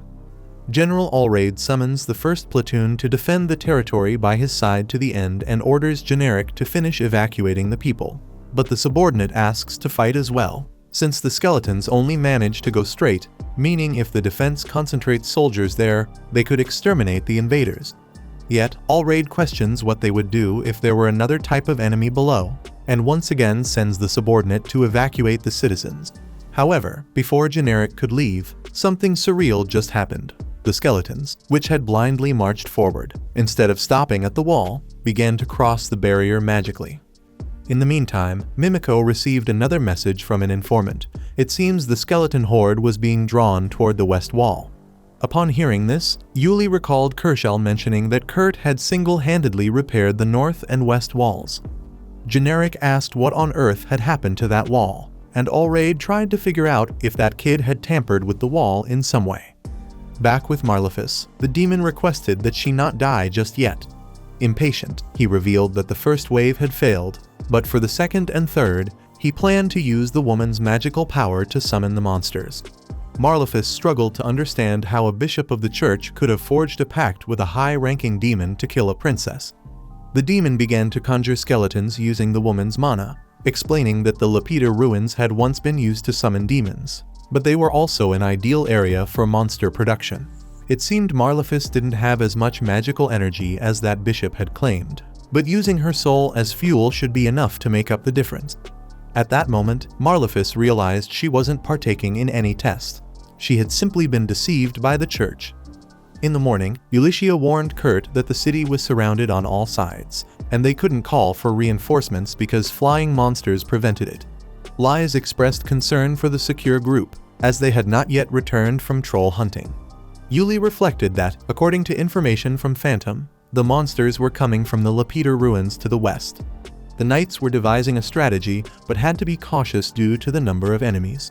Lies had heard there was a skeleton attack the night before, so Yuli confirmed it, but said that as soon as they touched the wall, it was as if they were being purified, which even scared the wall's defenders. Surprised, Kurt recalled that being purified upon touching the walls was common in his village. Realizing it was that guy who had rigged this, Yuli feared the skeletons might attack a wall lacking the purifying effect, so she devised a plan to prevent that. She announced she would go to clean up the ruins to the west, but asked the two to stay put no matter what. Kurt was eager to help with the cleanup too, but the warrior explained it was dangerous with so many creatures outside the wall, and the boy understood, being a novice in combat. Eventually, Ulysses accessed a storage where a box contained several glowing stones. At the wall, the defenders struggled to attack enemies to the east and south. A squadron was made available to the general, who noted that the skeletons moved slower during the day. Now was the time to act. Ulysses arrived alongside Ophelia and Mimico, and Allraid was surprised to see Yuli after so long. He heard she had joined the newly opened Atelier in town, and asked who the other two were. The warrior introduced the royal court mage and the Atelier Meister, then revealed that the third princess was also in the city. Thus, the general knew he needed to divert soldiers to protect the aristocrat. But Mimico assured him that little Allrad needn't worry, as her intelligence squadron was taking care of her royal highness. Ulysses shared that she had a plan where the general and his men would serve as bait to draw the monster's attention. During this time, she would personally go to the west ruins to destroy the source of the enemies, armed with a secret weapon that could change the tide of battle. Allraid saw the women displaying a common-looking magical crystal, but Ophelia assured him it could elevate the item to a new level. Thus, the general accepted the plan, but on one condition: he wanted to join the attack on the ruin. Everyone was stunned to see the general putting himself in danger, and he said his deputy general Generic could lead the bait squadron to divert the invaders, while he and Ulysses would attack the main camp of the opponent. Generic warned that this would be too dangerous, yet Allraid argued that serving as bait was just as risky, and he saw no one better than Generic to lead such a complicated mission. Finally, the superior asked for Ophelia and Mimico's help to protect the city and announced the start of the operation. Even though Generic was displeased, Allraid made it clear he wouldn't change his decision. Grumbling that the boss was always like this, the deputy prepared a drink for the two, as it was tradition among them to share a cup and then break the utensil as a way of saying farewell. But this time, the man threw the drink away, ensuring it wasn't a goodbye, but rather a see you soon, as they both would survive and return to pour the general's favorite brandy into these cups. At the Atelier, Kurt sighed while sweeping the yard. Then, he entered the mansion and pondered that the old man in his hometown always said that putting your heart into wrought iron gives you a chance to reflect on yourself. Thinking about this, the boy concluded that Lord Danzo's blade had an incredible edge, and while working a material in the forge, he wondered if he could make a smaller version of that weapon to aid in the war. Indeed, Rockhans felt lost with everything he had experienced, as after being fired, he had been accepted by another group but had proven useless in combat once again, and now his friends were in danger again. Speaking of which, the next wave of skeletons reached the city gate. Beside General Allraid, Ulysses took the magical crystal and asked everyone to cover their eyes when she threw the item. Having said that, the woman hurled the stone at a monster's forehead. Then an explosion of light engulfed the outside of the wall and simply made every creature threatening to invade disappear. Allraid was astounded by the secret weapon from the Atelier, while Mimico emphasized atop the wall that this magical crystal could purify demons and undead in an instant. With the enemies destroyed, the gate was opened, and Generic summoned his battalion to begin the plan, while Allraid and Ulysses headed for the ruins. As Kurt Rockhans progresses in forging a short sword, doubts creep into his mind, and he questions his own talent. Although he's been told that his blacksmithing skill is ranked B, This weapon seems more like a D-level effort. Lady Lyslot opens the door and announces that the rice is ready, then asks if it was Kurt who made the sword. He confirms but admits he got lost in thought and accidentally imbued it with mana. When the girl asks to hold the blade, Kurt explains that if you hold it unsheathed above your head, it will activate a spell. Lys is quite taken with the weapon, prompting the blacksmith to gift it to her, which brings a smile to the girl's face. However, Kurt senses that her smile is forced, and he begins to wonder if he can continue to ignore Lyslot's true feelings. Regardless, the boy gathers his courage and asks if someone is out to kill the princess, and she lowers her head in sorrow that Kurt has figured it out. In that moment, Rockens confirms his suspicion. Lady Lyslot is afraid. Lys admits feeling guilty that Kurt and Yuli are facing so many troubles. Although Kurt insists that it's not true, the princess can't help but worry about Ulyssia, who is currently risking her life to reach the western ruins. Kurt wonders if that is where the person wanting to kill Lys is located, and she believes it might be. The boy recalls that Ulyssia was supposed to clean up that area, which reminds him of something that happened when he was still part of his old group. One day, Kurt tried to persuade the former leader not to scribble in the ruins, but the man was determined to leave a message. The great Golnova was here. Eventually, Marlefus shocked the guy to make him stop the foolishness. With this in mind, Rockens concludes that ruins are perfect for those who enjoy scribbling things, and the culprit behind this must be the notorious scribbler Rabiski, meaning Ulyssia set out to defeat Rabiski. Realizing this, the poor boy laments his inability to fight to protect someone precious to him. When Lyslot hears that she is precious to the boy she likes, she nearly has a heart attack, so Kurt quickly adds that Yuli and his friends from Sakura are also very dear to him, which somewhat dampens the girl's excitement. Setting that aside, both are frustrated by their inability to fight, and unable to bear this feeling of helplessness any longer. Kurt proposes that they head to the western ruin. Lys remembers that monsters are surrounding the city from 8 directions, so Kurt suggests they find a 9th. Speaking of the ruin, Ulyssia and Auri find themselves surrounded by a horde of skeletons, with the woman feeling that something bad is about to happen. So, Lys adjusts her hat like she's about to take a stroll through the park. She remembers what Kurt said about the blade he gave her, that the weapon activates a spell if you hold it unsheathed above your head. Lys does exactly what she was told, but nothing happens. Then, someone enters her room, catching her completely off guard. Back on the battlefield, Ulyssia and Auri are almost at the ruins, but a massive wave of enemies still surrounds them. Yuli figures that, at the very least, most of the monsters were drawn away by Generic's decoy squad. Still, she's seen a bright flash on the horizon more than once now, which makes her think they're probably running out of magic crystals, just like she and Auri are. In the middle of it all, the general takes what looks like a serious hit. Ulyssia rushes to help, but a swarm of winged creatures swoops in, making everything even worse. Right then, Sakura finally arrives. Cans jumps into action with an attack that wipes out a good chunk of the flying monsters. Auri asks who these men are, and Danzo explains they're adventurers hired by the workshop. Finally, Sina points out that the monsters are coming from the structure just ahead, and since the upper part is destroyed, they're definitely coming from the back or underground. Hearing that, Ulyssia tells the others to shut their eyes, then slams a magic crystal into the ground to wipe out the enemies. After that, Sakura's team can't help but be blown away by the magical tech these people are using. It just keeps getting crazier. Sina had promised herself she wouldn't be shocked by this stuff anymore, but yeah, that promise didn't last. Speaking of surprises, Ulyssia hands General Auri a basic soup with medicinal herbs. The guy flips out, insisting that no simple soup is going to heal his wound. But everyone around him tells him to chill, they're all in the same boat. Suddenly, several zombies come crawling out from inside the building, and Cans and Danzo step forward, charging straight at them. Sina heads in right behind, and then Yuli and Auri follow after the rest.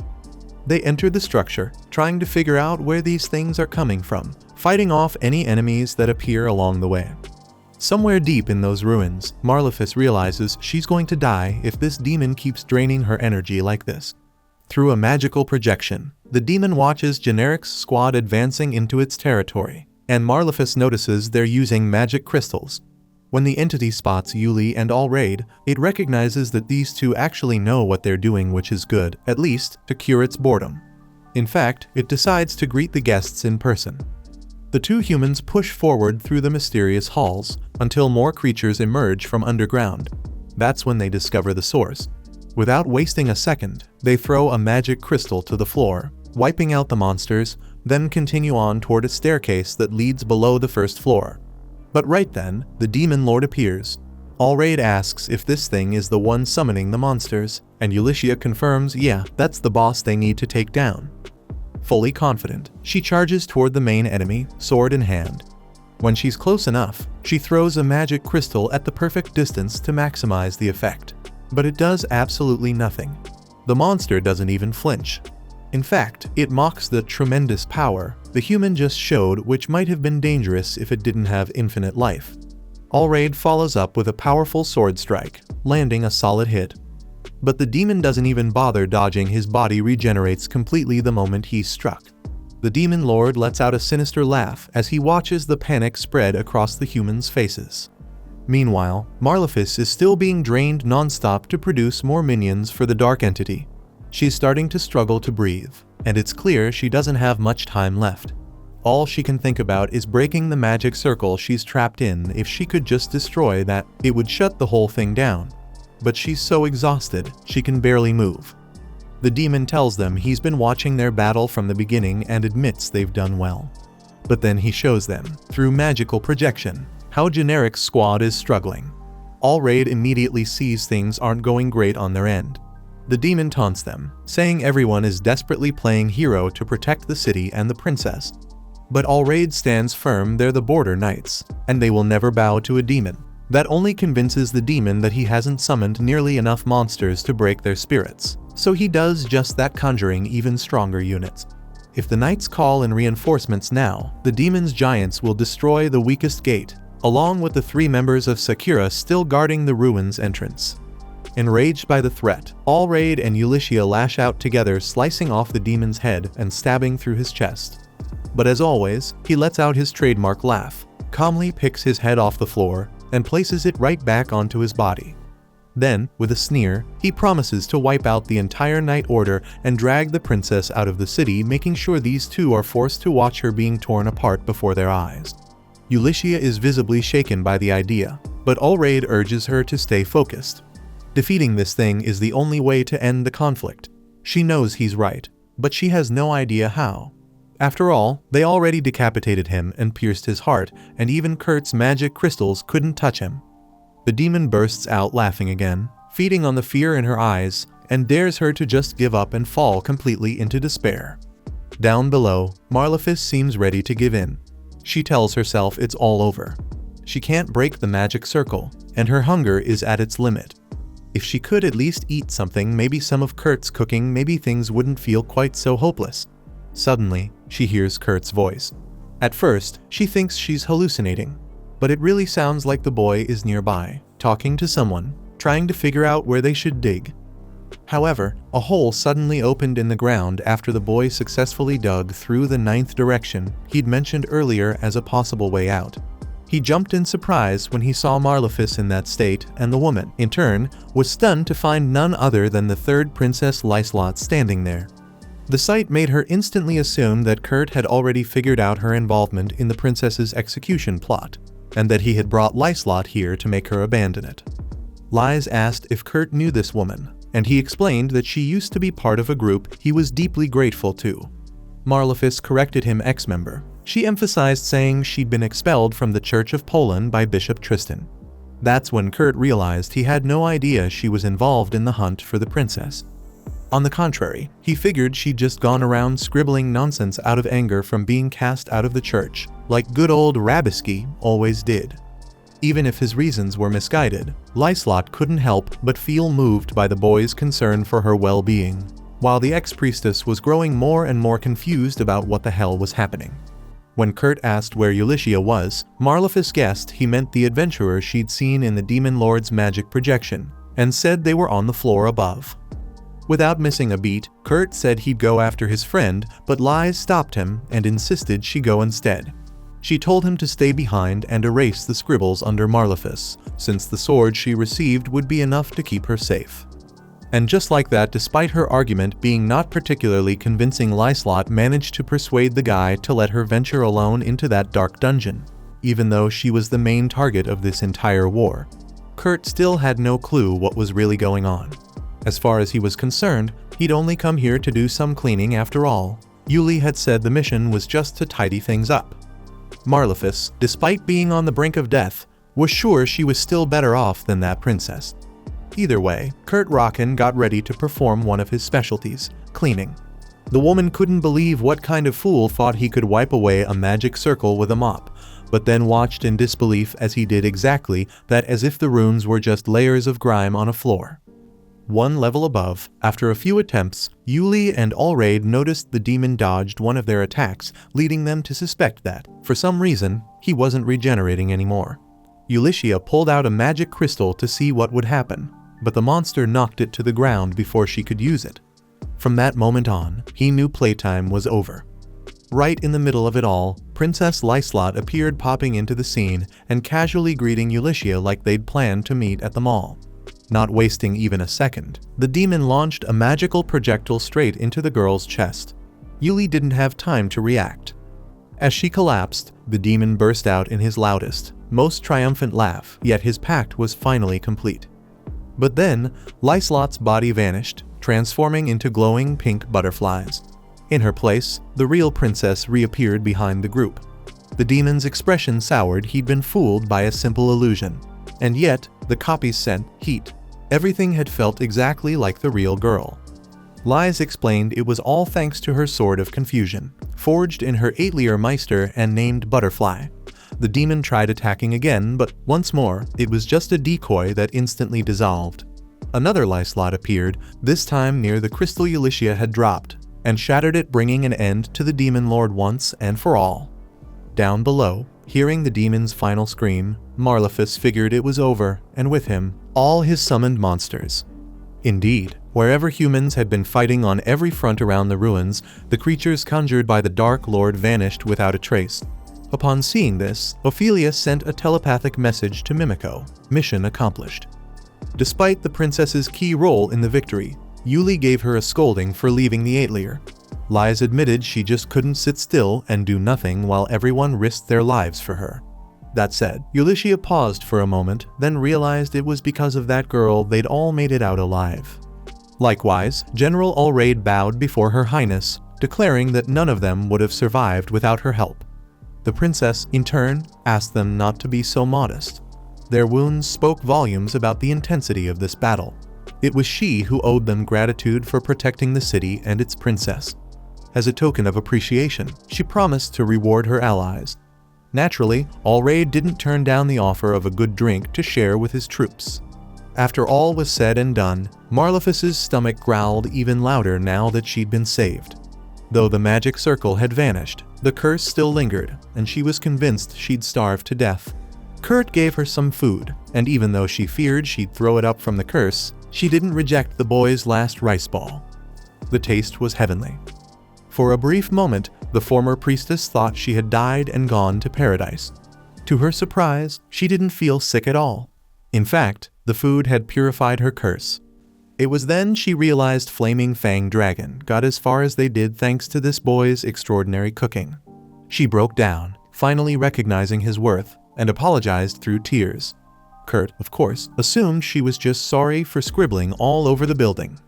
Just then, Ulyssia arrived with Lyslot, as did the Phantons, who were ready to arrest the notorious scribbler behind all the chaos. Marlefus. Kurt promised to bring her favorite raisin bread to jail and hoped she'd reflect on her crimes. The woman, who had foolishly thought the boy would defend her, now hated him all over again as she was dragged away. Watching Kurt and Lys chat so innocently about how they were doing, Ulyssia, the head adventurer, could hardly believe these two were the ones who saved her. In the end, she took Kurt's arm, just like Lyslot did, so the three of them could head home together. And for the first time, Kurt felt a joy he hadn't known before, the joy of having people to return home with a place he could truly call his own. Back in the city, the warriors are treated to a glorious feast in celebration of their victory. Kurt, watching them eat with wide eyes, can't help but think they're being forced to eat. Everyone's devouring their food like it's a matter of survival. with his innocent, slightly offbeat way of thinking. He wonders if he should have prepared something different. But Auri quickly sets him straight. They're not suffering, they just can't stop eating because it's that good. Speaking of the general, Lies finally introduces Kurt to her loyal officer, Auri Kukuso. The boy is stunned. All this time, he thought the guy was just the foreman from that wall construction project he helped with. Auri asks what Kurt thought of the city, and the kid lights up, saying he loved how kind everyone was and the vegetables were absolutely delicious. He figures that has a lot to do with Auri's good leadership. But before the general can get too flattered, Generic chimes in to spill the truth. Auri's actually terrible at running things. Auri responds with a sharp elbow to the vice's gut, then sheepishly admits that Margrave Takon helps cover for his shortcomings. Just then, fireworks burst into the sky, dazzling the crowd of warriors. Kurt proudly says he made them himself, hoping everyone would enjoy the show. As they admire the lights, both Auri and Generic realize something strange: their wounds have completely healed. Kurt shrugs, saying that's normal when you eat well. The officers exchange a look and tell him that's definitely not normal, but Kurt seems clueless about where they're going with that. Meanwhile, in a far-off chamber, bound by massive chains and a glowing magic circle, a girl watches as Margrave Takon approaches. She greets him calmly, calling him by name. Then, we see a young Kurt running joyfully through the dirt roads of a beautiful and comforting place. He runs up to the daughter of a traveling merchant. The girl didn't care one bit about his presence, but Kurt kept trying to strike up a conversation anyway, praising her horns or commenting on the weather like a rideshare driver. Still, when nothing he said got her attention, the boy was nearly in tears. That's when Mimiko revealed that her father had told her not to talk to people from Haste Village, saying they were kind of weird. But she eventually introduced herself as Hildigard, and whether she liked it or not, the two ended up becoming friends that pleasant afternoon. Carried together by a golem, Kurt excitedly announced they were almost at the spot where rainbow-colored flowers grew, and the girl could hardly wait. When they finally arrived, Hildigard was instantly drawn to some fruit near the edge of the forest. She couldn't resist, she had to taste them. But the moment she did, her body reacted, and she collapsed on the spot. That's when Kurt realized she had eaten the poisonous purple berries. He sprinted into action to make a panacea and antidote, gathering some rainbow flowers and mixing them with other ingredients. Kurt prepared the medicine, placed a bit in his mouth, and leaned in to pass it to Hildigard. And just as he did, Ulycia woke him from the dream. Still dazed, Kurt remembered that this had really happened 10 years ago. As the carriage rolled forward, Yuli mentioned they were nearly at the village that had called for help. Once they arrived, a villager informed her of the severe water shortage the people were facing. At this rate, the crops would wither away in no time. Looking over the regional map, she noticed a large water reserve in a nearby village, along with streams that connected the two. But the man explained that they'd already tried negotiating with the neighbors many times, with no success. That's why they ended up asking the Eitlier's representatives for help. After the meeting, Ulycia returned to the group, but only Danzo was around. He explained that the others had gone up the hill to help out the elderly man who took care of the birds his back was giving him trouble, and they offered to help while Yuli was in discussion. So, she mounted her horse and announced she was heading to the neighboring village to negotiate directly for the water. However, once she got there, the reality was far from what she expected. An older woman living there was just as desperate. Their water supply was also nearly gone. And to make matters worse, two men came running to inform the village chief that something serious was happening on the hill. When she got there, Ulycia was stunned to see both cans and Sina, and a lake. After all, the whole issue had been a water shortage, yet here was a full body of water just sitting there, ready to be used. The two adventurers were also speechless. This lake hadn't been here a short while ago. Suddenly, Kurt came running up, waving at Ulycia, and in that moment, she pieced it all together. From what she'd heard, he was supposed to be helping with the birds. He explained that the waterfowl looked thirsty, so he tapped into a nearby spring. In the middle of all this, the village chiefs arrived and knelt before what could only be described as a miracle, one that had, quite literally, saved their lives. Overcome with emotion, they tried to understand what had happened. Ulycia, a bit embarrassed, attempted to explain, though she wasn't entirely sure herself. Meanwhile, Kurt was amazed to learn that somehow, his friend had managed to solve the entire crisis just like that. On the way home, the 8-Lear expedition team carried a basket filled with various eggs gifts from the grateful villagers. Kurt couldn't stop thinking about the omelet he was going to make for dinner. He asked if Lies was still out, and Yuli replied that she'd gone to deliver a report on the monster attack from the other day. She'd gone to speak with Lord Takone. Speaking of which, Margrave Takone offered the third princess a taste of a special drink and asked her opinion. She said she liked it. Then, he offered the same drink to General Alraid, who thanked him for the honor of being seated at such a fine table, despite being just a rough old soldier. The Margrave said he was honored by the princess's personal visit, though she clarified that she wasn't there as royalty, but as a representative of 8-Lear Meister. Even so, in her thoughts, she noted that the Margrave held authority equal to that of a duke, though in practice, he relied heavily on others for public funding. He had connections to both the royal family and the Grumaku Empire, and clearly, he was trying to win over Lies to tighten his grip on power, a classic, cunning snake. The Margrave said he'd heard stories about Lies's group using magic stones capable of wiping out monsters across a 500-mile radius. Lyslot instantly recognized that he was fishing for information about the 8-Lear Meister and chose her words carefully. She firmly stated that it was nothing more than a rumor. Seeing he wouldn't get anything out of her, the noble changed the subject, noting that the city still didn't have a name. Lies knew it was customary for the newly appointed viceroy to name a city, which explained why this one remained nameless.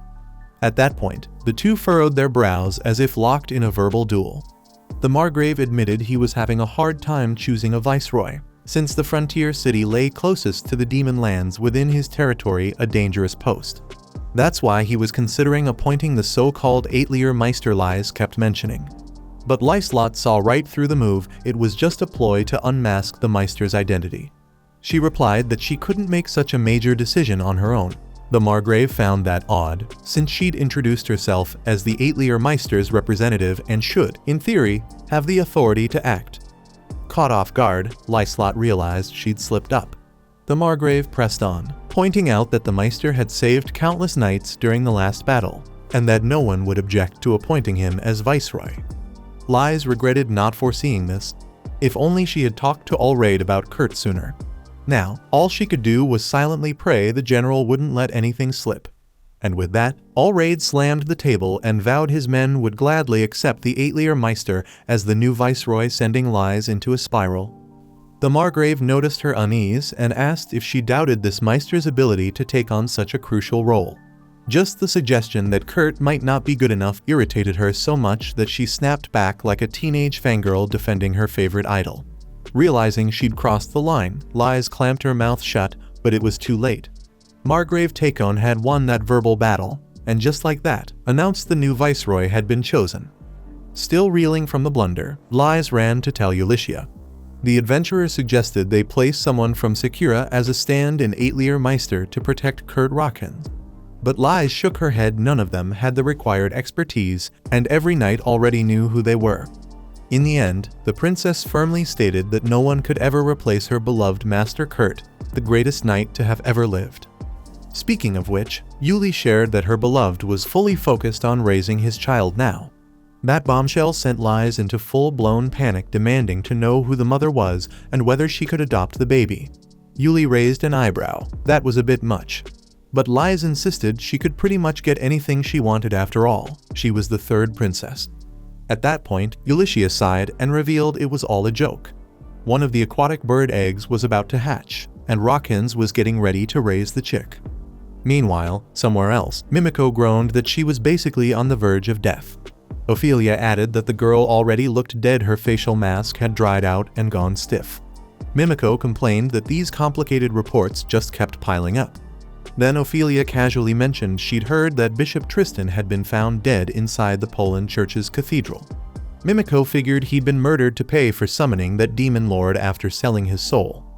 On that note, she asked Ophelia if she was the one who killed Marlefus. Ophelia said no. Kurt still wanted to see his old companion. Switching topics, the two sighed over the fact that Kurt was going to be appointed viceroy of a border city. And as if that wasn't enough, the royal court mage had just learned that one of the eggs Kurt received was about to hatch. At that very moment, Kurt Kurt stood before his companions and introduced them to his newest daughter, a little girl who looked exactly like him, down to the hair and eye color. After the initial shock, Ulysses tried to make sense of how in the world a 3-year-old could have come out of a bird egg. Kurt, on the other hand, didn't seem fazed in the slightest. And then the child called him Daddy, which only made things more confusing. Since humans don't hatch from eggs, Ulysses tried to make him see reason.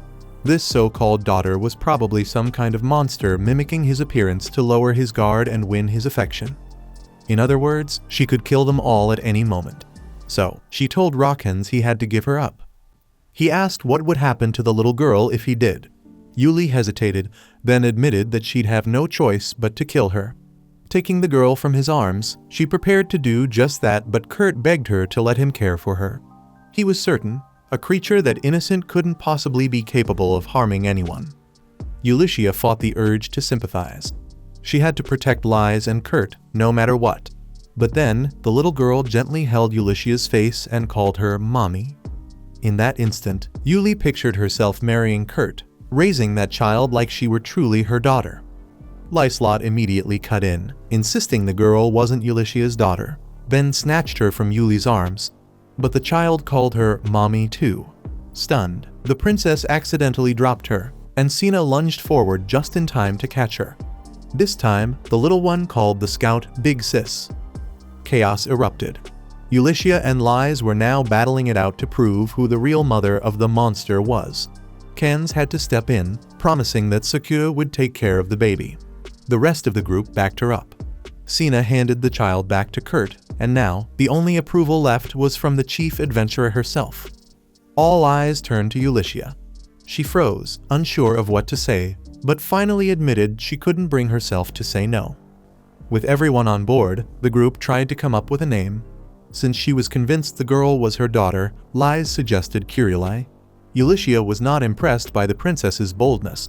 Kenz reminded everyone the girl had also called Yuli Mom, so Ulysses proposed Ukulai, which had Lies' name buried in it.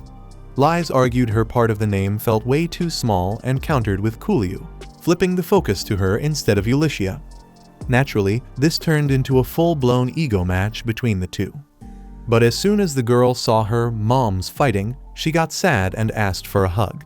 Immediately, both women ran to comfort her, setting their argument aside long enough to apologize to each other. Watching this unfold, Kurt noted that the baby seemed to be calming everyone down, or at least playing them all perfectly. At last, he suggested naming her Akiri, a word that meant edge in the language of the Laplace civilization, but also meant area. In his mind, Akiri represented the connection between all the adults around her, a linking point. Both mothers agreed, and just like that, the girl was officially named Akiri. She seemed to like it, too. Later that night, for someone who wanted to kill the girl just hours earlier, Ulysses looked surprisingly comfortable sleeping with her in her arms. Still, she was only waiting. A special agent arrived quietly, handing her an envelope containing Akiri's hair and saliva. It was to be delivered to Mimiko to find out just what kind of creature this little monster really was. The next day, Kurt had already built a beautiful room for his daughter. It was filled with large, complex toys, but it had no windows, and mithril plates lined the walls, as Ulysses pointed out. In short, it was both Akiri's paradise and her prison. Ulysses regretted asking the boy to build a room like that, but until they heard back from Mimiko, they couldn't afford to take any risks. Lie, for example, was strictly forbidden from contacting the child. It was a precaution to protect the princess until her true origins could be confirmed. In the meantime, Sina would be one of the ones helping to care for the little girl, as the Sakura had offered to do. Akiri called out to Kurt and Yuli, asking them to play. But her father gently explained they had to work now, and that she needed to listen to Big Sis Sina until they were back together again. As the two set off by carriage, Ulysses just wanted to get the job done quickly so they could return to Akiri. Rockens was glad to hear it. That was exactly what he'd been thinking too. Suddenly, they heard the child's voice loud and clear from inside the carriage. They stopped immediately, only to find Akiri sitting there without a hint of shame. She jumped straight into Kurt's arms, and he realized there must be some sort of flaw in the design of her room. Just then, one of Ulysses' agents reported that someone was approaching. Since those people would likely pass through the city, She considered asking them to deliver a message. As Ulysses stepped out to give instructions to her subordinate, Kerr sat back and thought. She had only taken Auri away to protect everyone. But as always, he'd been selfish. He only thought about what he wanted. In his mind, he was always causing trouble for the people around him. If Auri really was a dangerous monster, then his friends might be in danger too. Ulysses soon returned and reassured him no one had been wrong about the girl. No one could know where this story would lead, but they all had a duty to do their best and steer it toward a good ending. Hearing that, Kerr admitted to himself he really needed to start thinking about the future. But slowly, one day at a time. In the next scene, the person they had been waiting for finally appeared. It was an old man who mistook Ulysses for Kerr's servant and saw Kerr himself as a wandering hero destined to defeat the Demon King and save the world. Kerr and Auri went along with it and promised to do just that, while Yuli stood there, completely baffled by whatever it was this old man was going on about. Seeing how excited the two of them are about that lunatic's ramblings, the lead adventurer makes it clear their group wasn't hired for this. Then, the old man's daughter arrives, apologizing for her father's behavior. She explains that he's always admired prophets who speak in riddles, and though he's clearly becoming a bit senile, maybe it's best to cut him some slack. Actually, she's the one who hired the team, though she's a bit surprised they sent a newlywed couple. That comment hits like a thunderbolt. Kerr and Ulysses freeze in shock, while Auri stirs the pot even more by calling them Mom and Dad. Kerr immediately worries Yuli might be offended. After all, it can't be flattering for a woman to be mistaken as his wife. Still, whatever the case, he vows to make it up to her by doing a good job. With that in mind, he asks what their mission actually is. The woman explains that the pigs on her farm haven't been eating properly. Kerr figures it's probably the recent heat messing with their appetite, so he promises to whip up a feed that'll bring them back to the trough. Impressed by the young man's confidence, the farm owner announces she's going for a walk with her father, leaving the Aitlier Meister team in charge of the situation. After she leaves, Kerr notices Ulysses hasn't moved an inch since that newlyweds comment. She's been standing there like a statue. Anyway, Kerr gets to work and starts developing a special feed to stimulate the pig's appetite. Meanwhile, Yuli can't stop obsessing over what that woman said. How on earth could anyone think she and Kerr are a couple? There's a clear age gap. Whatever people may think, she reminds herself there's nothing inappropriate going on between her and Rockins. He's just someone she's assigned to protect. That's it. Even so, why does her chest still ache every time this subject comes up? Suddenly, a blue dragon sweeps through the sky, gliding straight toward Kerr. Ulysses immediately draws her sword and charges at the beast, but Kerr calmly tells her to put the weapon away. Instead of attacking, the dragon lands beside them and starts eating the feed Kerr prepared. Turning to Ulysses, Kerr explains knowing full well she's from the city and probably has no idea that out here in the countryside, feeding pigs often attracts dragons looking for a snack. It happens all the time. Ulysses can't believe what she's hearing. Auri, on the other hand, innocently asks if it's some kind of giant puppy. As Kerr explains that it's just a young flying lizard, the lead adventurer suddenly senses blood in the air.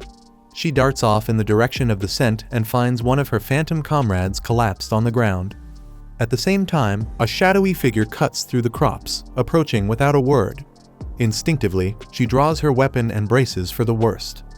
Not long after, Kerr Rockins hears the clash of blades in the distance. He rushes toward the sound, but Ulysses tells him to run with Auri instead. That's when a terrifying woman emerges from the field, her fists armed with claw-like blades. She demands they hand over the child. Kerr assumes she's some kind of dragon hunter, but Yuli knows better this is something far more dangerous. She orders him to escape immediately with the girl.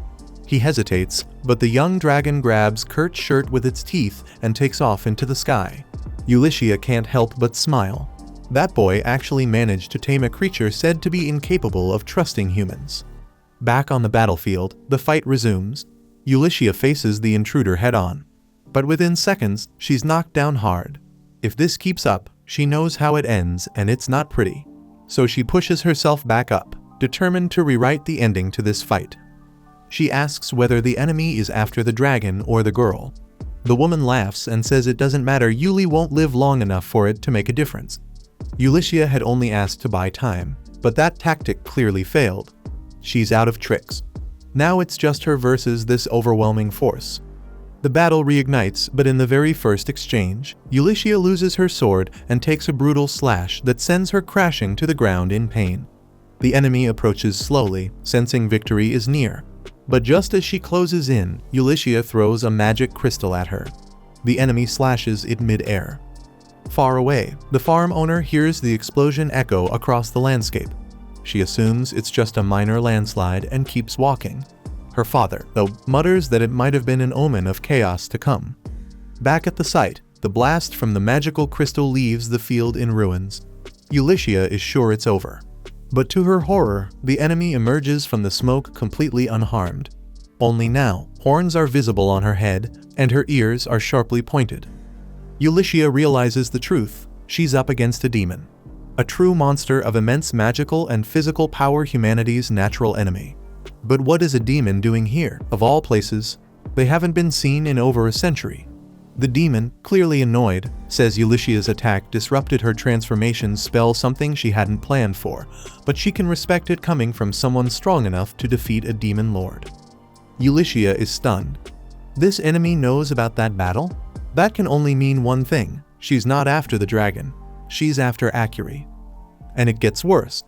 Yuli's out of weapons, out of strength. She's got nothing left but her fists and a brutal foe standing in front of her. If this is where she dies, so be it. She just hopes Kerr made it to the border town, because if he did, maybe Phantom and the Sakura will have a chance to fight back against this new threat. As for the chief adventurer herself, the gash in her stomach was far from superficial, and the blood she was losing made it clear her end was near. And yet, against all odds, it was none other than Kerr Rockins who returned, riding atop the back of the blue dragon. Not for long, of course. The kid ended up falling off the beast and crashing to the ground, his fall softened only by the leafy branches of a tree. But he wasn't the only reinforcement to show up. Moments later, an entire army of pigs from the farm came charging in at full speed. Without thinking twice, Kerr and Yuli each grabbed onto one of them to make their escape. Yuli, clinging to her ride, asked if this kind of thing, riding a dragon into battle against someone far stronger, was normal in the boys' village. Kerr admitted it was his first time doing something so stupid, though, he added, it's not uncommon for a man to act recklessly to protect a woman who's precious to him. That comment hit her like a bolt of lightning.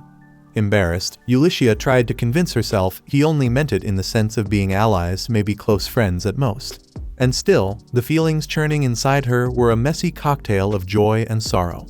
Truth be told, it was getting harder and harder to pretend she wasn't falling deeply in love with him. Then, an explosion tore through the herd of pigs. As the humans hit the ground and struggled back to their feet, they realized it was a spell cast by the demon woman. All the animals in the area had vanished. With no other option, Ulysses borrowed Kerr's dagger. She held her wound tightly, trying to stop the bleeding, and promised him she wouldn't die. Staggering toward their enemy, she turned to Kerr one last time. She'd given up on surviving not long ago, but he never gave up on keeping her alive. And because of that, she wasn't going to give up either. The demoness hurled a fireball at the wounded adventurer, who planned to carve a path through the flames with a magical slash. Honestly, she'd never managed to pull off that secret technique before, but this time it was do or die. And she did it. She managed to slash through the fire, but the flames, manipulated by the demon, quickly reformed, still dangerous. That's when Auri jumped onto Yuli's head out of nowhere, catching the demoness off guard. For a moment, she looked less furious and more worried about accidentally killing the child. So, she undid her spell. Yuli figured it was Auri who somehow stopped the attack. Meanwhile, the demoness suddenly coughed up blood and fled the scene in a panic. With the enemy gone, Ulysses finally collapsed. But before she hit the ground, Kerr caught her. He gave her some medicine while she was still conscious. It helped a little, but it was clear she was far from okay. For a second, she considered letting the pain swallow her whole. But suddenly, she jolted upright, demanding to know why Auri had dropped onto her head in the middle of a life or death battle. Kerr explained that she hadn't fallen or flown there, she had just popped up on her fake mom's head out of thin air, like she'd used a teleportation crystal. That caught Ulysses off guard. Teleportation like that was something mages had been researching for years, but every attempt so far had failed. Even if it were possible, teleport crystals only work when there's a crystal already placed at the destination, and there was no such thing there for Auri to use. Still thinking it over, Yuli asked Auri to do the F-whoosh she was always going on about, suspecting that was what she'd done to appear on her head. Auri said she couldn't do it now, but yes, she had gone F-whoosh and then pop, and suddenly she was on Mommy's head. Kurt, being honest, had no idea what was going on, so he brought the topic back to the demoness, hoping she really had fled far away. But just then, a pig approached looking more heartbroken than anything, which made Kurt realize it was time to take the herd back to the farm before the animals got recruited as backup for Vasco da Gama. A little while later, the jack of all trades had returned all the pigs to their pen, fully healed and eating better than ever, thanks to the special feed from Haste Village's one-man fix-it crew. The farm owner asked where Ulyshia's husband was, and Yuli awkwardly explained that Kurt had gone to thank a farm that had helped him out earlier. As for Kurt, he was soaring across the sky on his tamed dragon. When the beast alerted him to something unusual, he couldn't believe it and asked to be taken there right away. A few hours later, Ulyshia was riding in a carriage with Auri. She asked the girl if she was the one who exploded the fireball earlier. Auri said no, leading Yuli to conclude that it must have been the demoness who cancelled the spell to avoid harming a child. Still, she needed more answers. She needed to know, could Auri really teleport? And that's when Kurt came swooping down from the sky, landing right in front of the carriage, with none other than the demoness herself unconscious slumped over the dragon's back. Naturally, everyone demanded to know how in the world he pulled that off. Kurt explained that the dragon had guided him to a spot in the forest where he found her lying on the ground. At first, he was stunned, but he smacked himself in the face to snap out of it and do what had to be done. Step 1. Light a fire. He needed to heat something up. The demoness woke up, too weak to even move, and asked what was going on. Kurt told her he was preparing medicine for her. She scoffed at the idea of sparing your enemies, it was pathetic. But Kurt reminded her she was the one who spared his allies. She cancelled her spell to protect Yuli and Auri. That's the only reason he was helping. When the medicine was ready, he gave it to her. She drank it and immediately reacted as if it were poison. It hurt so much that Kurt figured he should have added a painkiller, though that would knock her out for 3 straight days. Since she couldn't talk back, he went ahead and called her out for trying to steal his dragon buddy. That's when she realized this kid had absolutely no clue what was really going on. Finally, worried about how the demon girl might react to the medicine, Kurt assures her she won't end up like Hildigard. The moment she hears that name, she freezes in shock, but the medicine kicks in and she passes out. After the journey, the group finally returns home. Sina and Lyslot wrap Auri in a joyful embrace, clearly relieved after all their worry. Ulyshia, who had previously forbidden any contact between Lys and the child, steps in as if ready to enforce that rule, but ends up making an exception, at least for now. After all, it was Auri who saved her life in that critical moment. Then, a strange man appears, someone the newcomers have absolutely no clue about. Yet, he seems to know both Kurt and Yuli by name. Lyslot explains that they're standing in front of the new local Aetlier Meister, and that revelation leaves the two visibly shaken. The man introduces himself as Rikudo, prompting Kurt to share his name as well. Rikudo reveals that he's already heard about the boy and thanks them for setting up such an incredible workshop for him. Suspicious of the stranger, Ulyshia asks Kurt to prepare dinner and sends Sina to take Auri elsewhere. Once the 3 of them leave, Rikudo leans his arm against the carriage, right beside the chief adventurer's head in a way that feels invasive. The woman responds with a swift kick between the legs, but her foot goes right through him, as if his body were made of smoke. That's when Yuli realizes what's going on and admits she's impressed that Lyslot was able to create such a convincing illusion of a person who doesn't even exist. But Lys insists it's more than an illusion. To her, this boy does exist. That's exactly how she envisions Master Kurt will look when he turns 20. Just then, Ulyshia receives a message from Mimiko. She'll be arriving in 3 days with Auri's test results. Cut to the next scene, the royal court mage has already arrived. Unfortunately, she reports that nothing conclusive was found.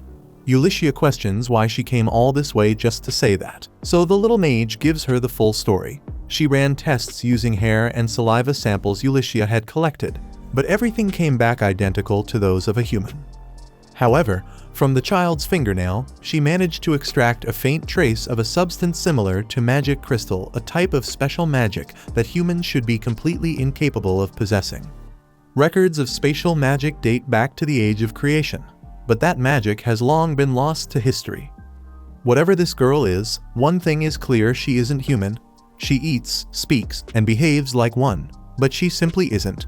The best course of action, Mimiko says, is to seal her powers with a binding curse to prevent teleportation, and let her live at Mimiko's own workshop.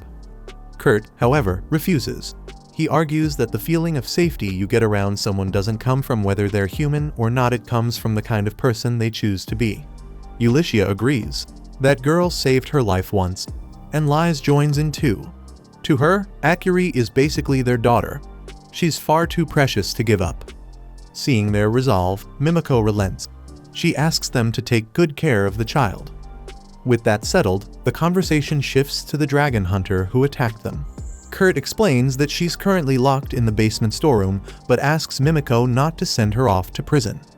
Mimiko reminds him that they're dealing with a demon, humanity's natural-born enemy. Her punishment should be far worse than a prison cell. Mimiko descends into the basement where the hunter lies asleep. Before waking her, she injects something into her ankle. When the demon woman finally stirs, Mimiko asks how she's feeling. The demon replies coldly, "Warriors don't speak unless necessary." That's all the mage needs to provoke her. She teases, asking if the woman always talks like that, or if it's just part of her tough girl act. Instantly, the demon bursts into spontaneous flames, her body engulfed in violent fire, but the blaze dies down just as quickly. Mimiko isn't impressed. She makes it clear, magic won't work here. The room's sealed by a barrier. She asks if the demon has any allies nearby who might come to her rescue. The woman replies that a loser must obey the winner, but in this case, it wasn't this girl who beat her, it was that freakishly strong kid. So, Kurt Rockins is brought down to the storeroom, accompanied by Ulysses and Lyslot.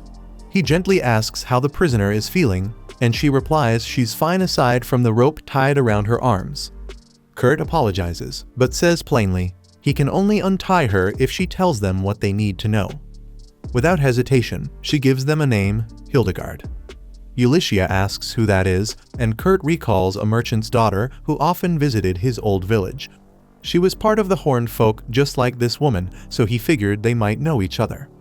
Lies is confused by the term horned folk, and Mimiko explains that's how demons refer to themselves. The prisoner then asks if Hildigard wore a griffin crest. Kurt thinks hard, then nods yes, she did. At that, the woman becomes visibly agitated. She declares that she wants to save Lady Hildigard, who's currently being held captive in the castle of Margrave Takon. Kurt is shaken by the revelation and turns to Ulysses, saying they have to save her. But Yuli remains skeptical this demon could be lying. And if she really wanted to save Hildigard, why was she after Auri? Kurt is furious at the revelation, so the prisoner explains herself. She was investigating the Margrave's motives and learned that he was tracking everyone in their group. Then, one day, she saw that strange child suddenly appear inside the carriage and thought perhaps that power could help her rescue her friend. Even so, while Kurt seems willing to trust her, Ulysses remains doubtful. So the demon makes a bold request: check the pendant resting between her breasts. Yuli does, and everyone sees that the woman is wearing a necklace with Hildigard's crest. The demon explains that Hildigard gave it to her personally. In fact, the only reason she stopped her spell that day was because she saw that same crest on the dagger Ulysses was holding. Kurt adds that he also received that dagger from little Hildigard herself. One way or another, the group starts to believe the demon's story. The crest is proof enough. With that, Mimiko makes her decision. They'll go rescue Hildigard. But the prisoner stays right where she is. If she escapes or dies, they'll consider Hildigard lost for good. Moved by her plight, Kurt pleads with her not to run away. The demon finally speaks her name, Soulflare. Apparently, she's come to trust him. Kurt lights up at her honesty, but right then, Auri suddenly appears between them, looking startled and wide-eyed after accidentally going F-whoosh again. Finally, Kurt turns to Mimiko and confesses that, yes, he truly wants to save Hildigard, but he has no idea how to do it. Mimiko places a hand on his shoulder. That's not just his problem anymore. It's all of theirs now. Soon after, she leads her allies to another location to go over the plan. With the Margrave's mansion blueprint laid out across the table, she says the target's full name out loud, Takon Tanga Kokiluka. Ulysses immediately wants to know how the hell that girl managed to get her hands on the blueprint. But the mage brushes off the question and continues the man's wife, Lady Farnard, died 10 years ago, shortly before giving birth to their eldest daughter, Famil, who passed away last year due to illness. Inside that mansion, there's one room that only Takon himself is allowed to enter, but Mimiko has seen him carrying food there before. Solflare adds that the room was locked tight, she couldn't get it open. Mimiko chimes in that even Phantom couldn't break in, and for a skilled bounty hunter, that says a lot. Lyslot suggests they make Takon open the door himself, since no one there could force their way in. They could do that by creating a fake virtual thief, someone who supposedly broke into the secret room using magic. That way, the Margrave would be forced to open the door himself to deal with the intruder. Rikudo could take part in this part of the plan. As for Takon, he's set to attend a 3-day festival next week. They could use that as a cover, make an official visit to the city so he can tour their Meister workshop. Ulysses worries about leaving Kurt alone with a demon, but Lies suggests they invite Rockins to join them, under the pretense of researching the local market and evaluating the quality of goods. At that point, both Lies and Yuli start to see this trip as an opportunity to spend time with Kurt, and just that is enough to get them fired up. Lies decides they'll execute the main part of the plan on the 3rd day of the event, when the guards will be the most exhausted. The market research should be done on the first 2 days. They play rock, paper, scissors to decide who will handle the first day of research, and Lies bursts with joy when she wins. With everything settled, the group sets off at dusk in their carriage. Rikudo chuckles when he sees Akiri is coming too, and Kurt explains he did tell her to stay and watch over the workshop with the Sakuras. Also, he expresses regret over the whole Hildigard situation, but Rikudo assures him there's no need to worry. If a noble in this country really did kidnap and imprison a woman, then as a member of the royal family, he cannot allow that to stand. Kurt is stunned by the revelation, while Lies internally panics, realizing she let this ghost run wild. Rikudo quickly pulls it together and asks the boy to keep it a secret. For now, things seem smoothed over, especially given Kurt's innocence and reliability. That night, the group arrives at their destination. Rikudo parts ways to get ready for the visit. Ulysses tells Kurt to look after Lies and Akiri, she's going to investigate the Margrave Takon herself. Kurt offers to help with the investigation, but Lies cuts in, furious, and makes it clear he's going to the festival with her. Market research is an important job, after all. Besides, he should be thinking about Akiri, who would love to walk around the festival with her dad. Backed into a corner, Rockins promises to make sure his daughter has the best time ever. At sunrise, the event kicks off in full swing, filled with the cheerful energy of the townsfolk packing the streets. Stalls were everywhere, selling all sorts of food and goods, and music played from every corner. Lyslot's eyes light up when she spots a spineless cactus for sale, a specialty from Torsion, the desert nation. When you cut it open, it releases a sweet, delicious water. Without a second thought, Kurt grabs a seat and orders 2 of them, one for Akiri and one for Lies. Lies asks why he didn't get one for himself, but he just smiles and says he's fine with whatever's left. Akiri tastes hers and loves it, then passes it to her dad to try. When he sips from the cactus, the girl finds it cute but Lyslot. She thinks it's the most beautiful thing she's ever seen in her life.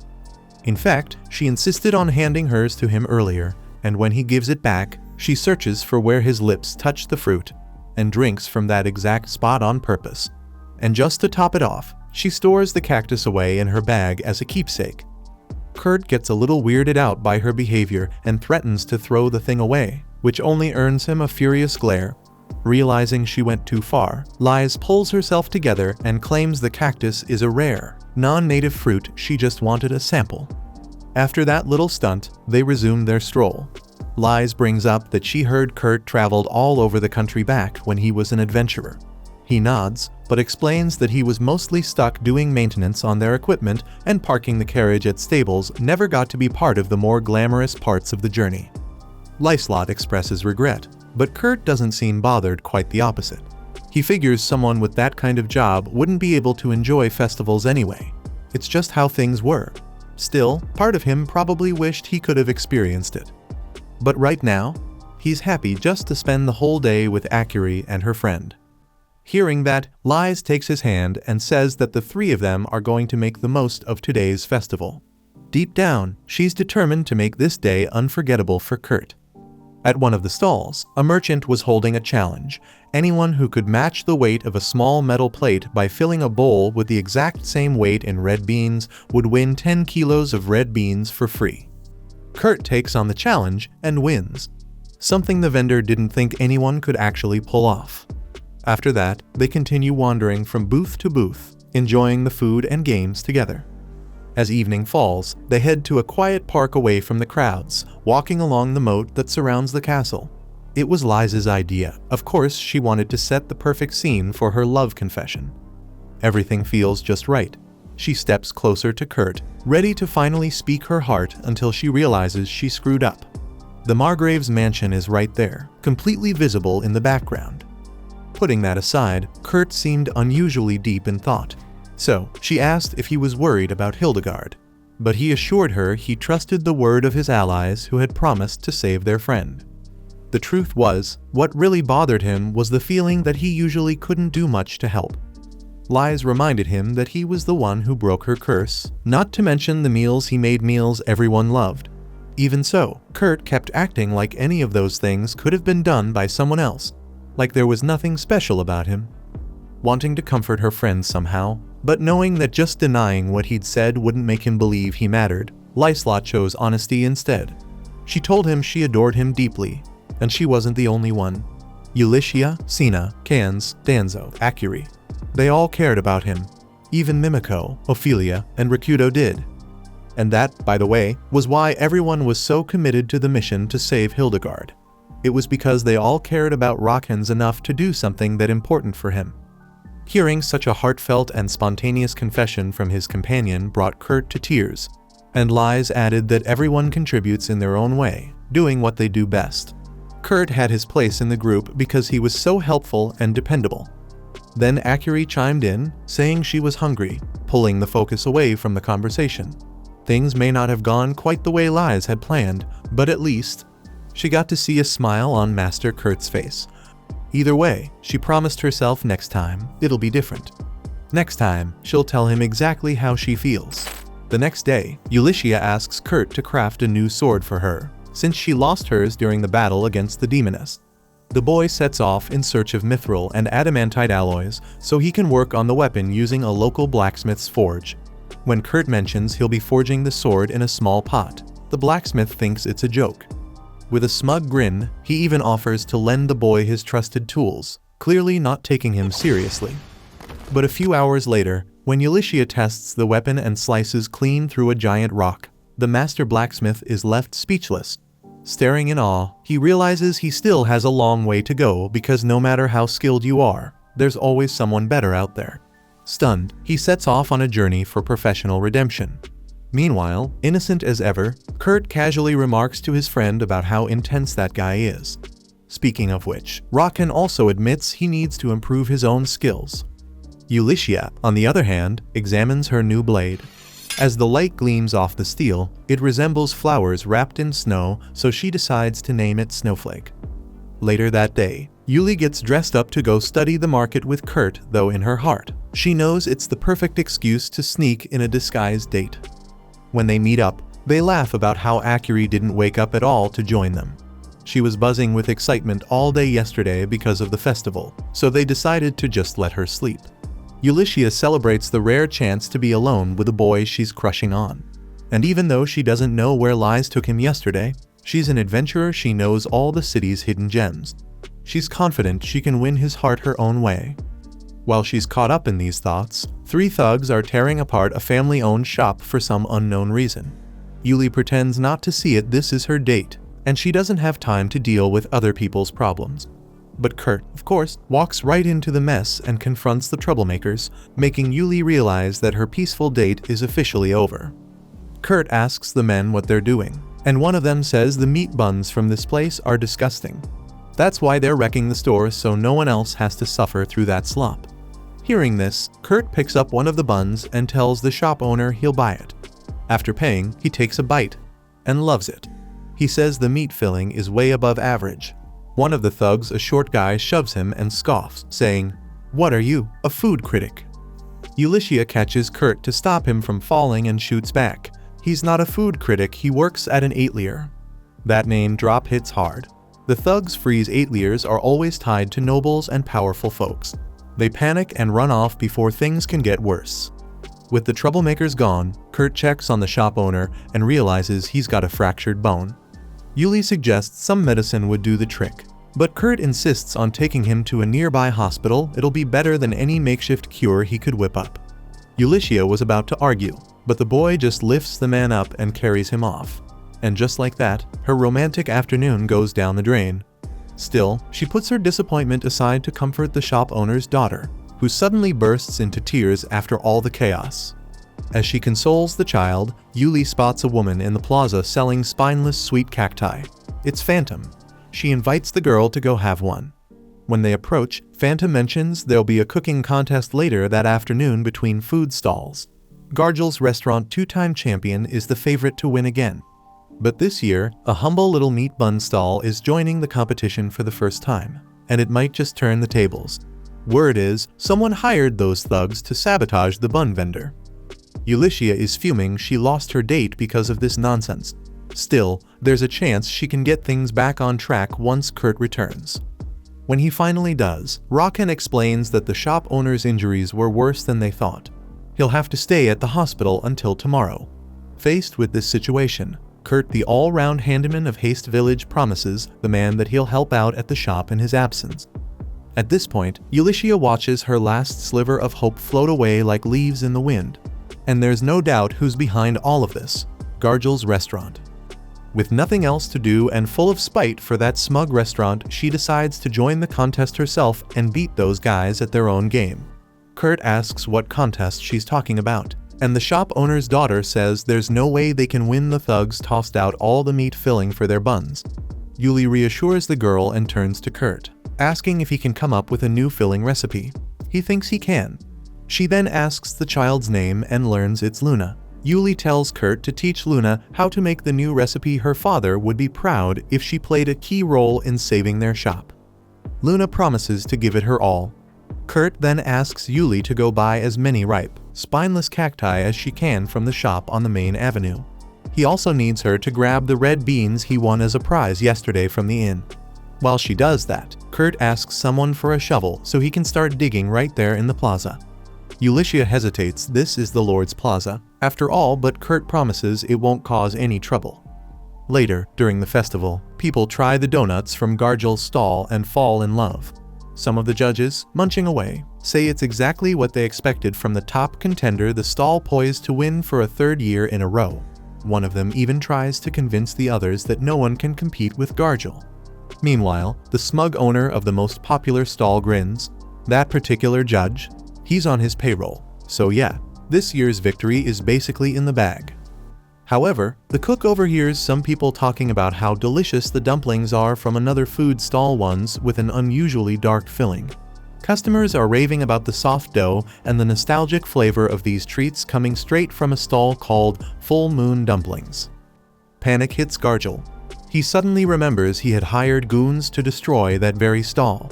He bolts toward the place he'd ordered to be wiped out, only to find it still standing and bustling with unfamiliar faces behind the counter. Not just that the place is packed wall to wall with customers, a clear sign of its booming popularity during the festival. The judges approach Gargel, casually mentioning that Full Moon Dumplings are creating quite the buzz. But the cook quickly snaps, accusing the dark filling of being spoiled due to its black color. Overhearing the conversation, Luna steps in and calmly tells the judges that yes, the filling is indeed dark, but she asks them to give it a fair try. It's made from sweetened red beans, boiled and strained into a paste, a traditional Eastern treat called anko. The corrupted judge takes a whiff and picks up a faint fruity aroma. Luna explains that's the scent of thornless cactus fruit. As Kurt had explained, this fruit absorbs more sugar as it ripens, while its juice turns bitter. But if you cube the fruit, add water, squeeze it, and boil it, it creates a delicious cactus syrup.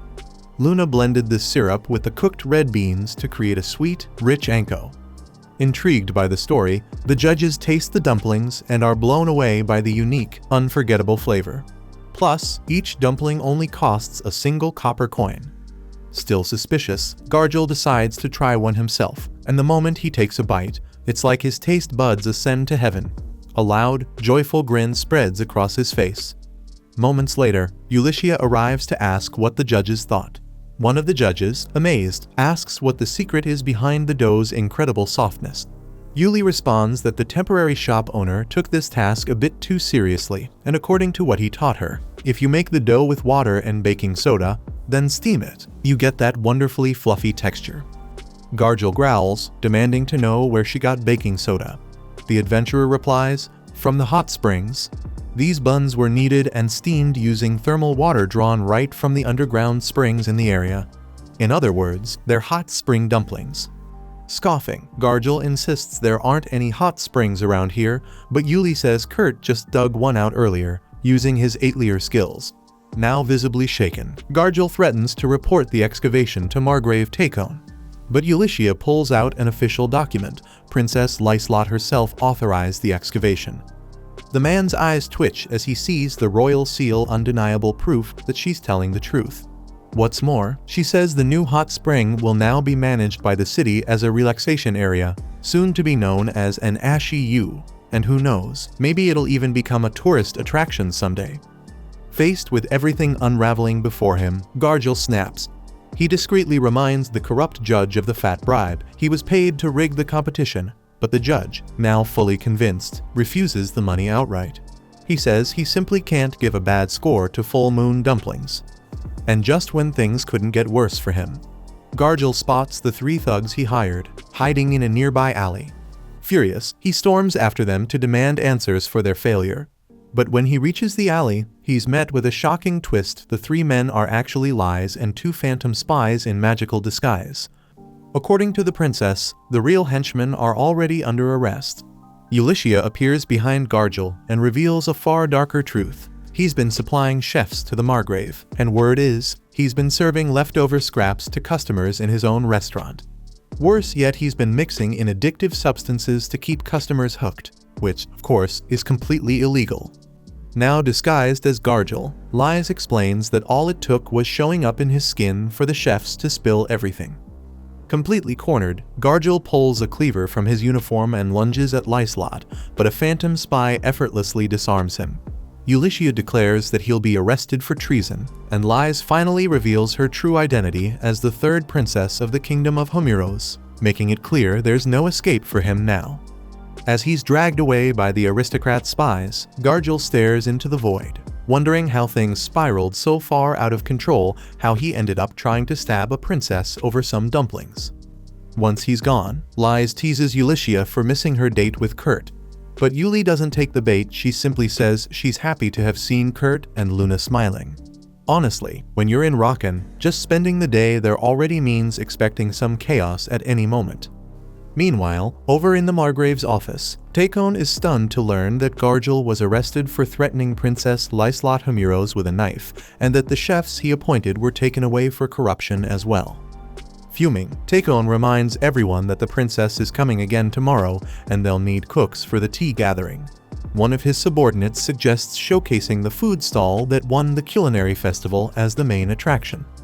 According to the judge's report, a sweet dumpling was declared the winner, a perfect match for a tea party. Agreeing with the idea, Takon instructs them to bring the cook responsible for the dumpling to his mansion first thing in the morning. After his aide leaves, Takon reflects on his conversation with Lyslot earlier that day, when he granted her permission to dig up the plaza. As she was leaving, he admitted it was odd for her to visit him so often, considering her royal status. Shouldn't it be the other way around? Still, Lies just smiled and told him not to worry, she'd be back tomorrow with the 8-layer Meister. And now, Takon can't help but wonder, Has that girl figured out what he's really up to? Either way, this might be his only chance to meet the Meister in person and finally share his deepest wish. The next morning, the border town group gathers again, and Kerr hands Rikudo the market research report they worked on the day before. Ulysses then unrolls the floor plan of Takon's mansion to lay out the rescue plan for Hildigard. According to the veteran adventurer, their target is being held beyond the kitchen, locked away in a room. It's technically possible to bring her food without drawing suspicion, but the door's lock is too complex to get through. So, Rikudo's best option is to find proof that Hildigard is being held captive, and then use that to persuade Takon to release her. The fake 8-Leer Meister gives his word to Kerr he'll do everything he can to bring his friend back safely. Grateful, Kerr takes Auri with him to help out at Luna's shop. That's when Lies reveals that the version of her they've been talking to this whole time was just a projection. Her real body materializes in the room. Seeing this, Yuli notes to herself that the butterfly blade must be unsheathed for Lies to maintain her illusions, but there's no way she can walk into a meeting with the Margrave holding a drawn weapon. And then there's the issue of physical objects passing through illusions. To get around both problems, they come up with a strategy. Lyslot will create an illusion of Rikudo, and a version of herself without the butterfly blade in hand. Then she'll turn invisible. The invisible Lies will support the illusions in a way that makes it seem like they're actually holding and interacting with objects. With the plan in place, the adventurer and the princess hop into a carriage and head to the meeting. Along the way, Lies casts the 2 pre-programmed illusions while Yuli receives a message from Phantom. Apparently, Kerr and Auri have just been hired as chefs by Margrave Takon, and the 2 of them have already made it into the castle kitchen. Faced with this sudden twist, Lies and Ulysses are left wondering whether they should laugh or cry. Hours ago, at the full moon dumpling stall, Kerr was doing everything he could to help the vendor family, when, just before sunrise, a warrior approached with a few soldiers. He announced that his commander had officially requested the boys' hot spring dumplings. Kerr was to prepare 100 of them immediately. The boy promised he'd get the order ready and deliver it to the castle himself. But so the soldiers wouldn't just stand around doing nothing. The young cook offered them a fresh batch he had just made. The men tasted the dumplings and were blown away by the divine flavor. In fact, the officer leading the group said that despite working non-stop during the event, he didn't feel tired at all anymore. Rockins simply replied that it's normal to feel more energized after eating something sweet. Once the 100 dumplings were ready, Kerr was escorted to the castle. On the way there, he tried to remember who ruled over these lands, and only recalled it when he stood at the gates of Margrave Takon's palace, the very place where Hildigard was being held captive. Without delay, Kerr was taken to the kitchen and informed that the dumplings had been prepared for the princess. That made him panic. What if he ended up arrested for disrespect if he didn't serve them properly? But the palace staff calmed him down and asked him to remain in the castle until today's event ended, as either the Margrave or the princess might request his services at any moment. Meanwhile, in a room where nobles were gathered, Margrave Takon was expressing regret over how one of the city's officials had been terribly rude to Lies the day before. But she assured him it was no big deal. In truth, what would have been worse was if the Margrave had sent someone to follow her around. Embarrassed, Takon stammered as he lied that he would never do such a thing. Even though Ulysses could see her friend was handling the situation well, she still felt like she couldn't leave Lyslot alone with this man just yet. At the same time, if she was going to stay, all she could do was hope that Kerr Rockins didn't mess anything up. Speaking of the kid, he was killing time in the kitchen while Auri played pretend, feeding her stuffed animal. He kept worrying whether the rest of the crew was doing their part. This was supposed to be the moment to act. But the fear of screwing something up completely froze him. He couldn't stop glancing at a suspicious-looking door, convinced that Hildigard might be behind it.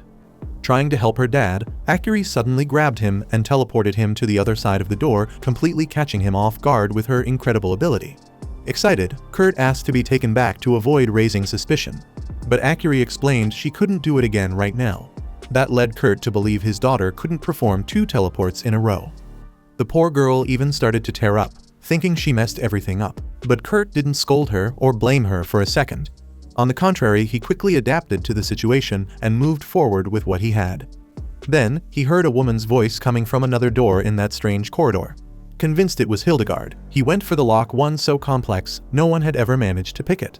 But this wasn't just anyone. This was Kerr Rockins. With nothing more than a makeshift lockpick, sheer determination, and a bit of protagonist's luck, he cracked the door open. But instead of finding the friend he was searching for, he was greeted by an older woman with a blank expression. Back in the drawing room, Takon got straight to the point and invited Rikudo to become the new viceroy. Before answering, Rikudo said he had a few questions for the Margrave in private. That sudden request made Takon raise an eyebrow, already suspecting something was off. The copy of Lies said she would step out to give the men some privacy, and Takon gave a sly, knowing smile. Invisible thanks to her magic, the real Lyslot immediately went on high alert. That smirk made it crystal clear this sly fox was scheming something he didn't want her to find out.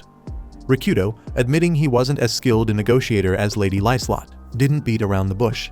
He asked what the Margrave truly wanted from him. The older man smiled, said Rikudo clearly knew how the world worked, and wasn't bad at the art of negotiation himself. Then he asked, "Are you, by any chance, interested in eternal youth?"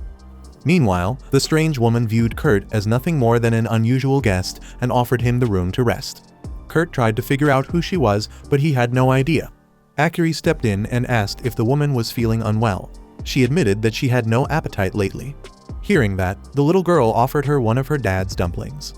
Without hesitation, the woman took a bite and, despite having lost her taste for all food, found this dumpling absolutely incredible. Thinking he'd figured out who she was, Kurt asked why she looked so aged. The woman was stunned, not just that he noticed, but that he had also picked the lock and made this mysterious dumpling. Putting the pieces together, she started to suspect that Rockhens might be some kind of sorcerer. He claimed he was just a regular guy who worked at an atelier. True or not, the woman then revealed something shocking. She said that the demon girl Hildigard was being held captive, right beneath this room. Stunned, Kurt looked around for anything he could use to dig through the floor. He found a stale piece of bread and declared he'd turn it into a shovel using just a knife. Confused, the woman walked over to the fireplace and pressed a hidden button, opening a passage straight to where Hildigard was imprisoned. Back in the hall, Rikudo confirmed that eternal youth was indeed the greatest desire of any Atelier Meister. Takon nodded. Reaching such a goal wouldn't be easy. But it was true many races, like elves and demons, lived far longer than humans. In the not-so-distant past, according to the nobleman, several experiments were conducted using cells from certain species in an attempt to extend human life in this world. Rikudo replies that he knows all about it. In fact, he remembers clearly that the experiments failed, and the transplants developed at the time were banned due to severe side effects.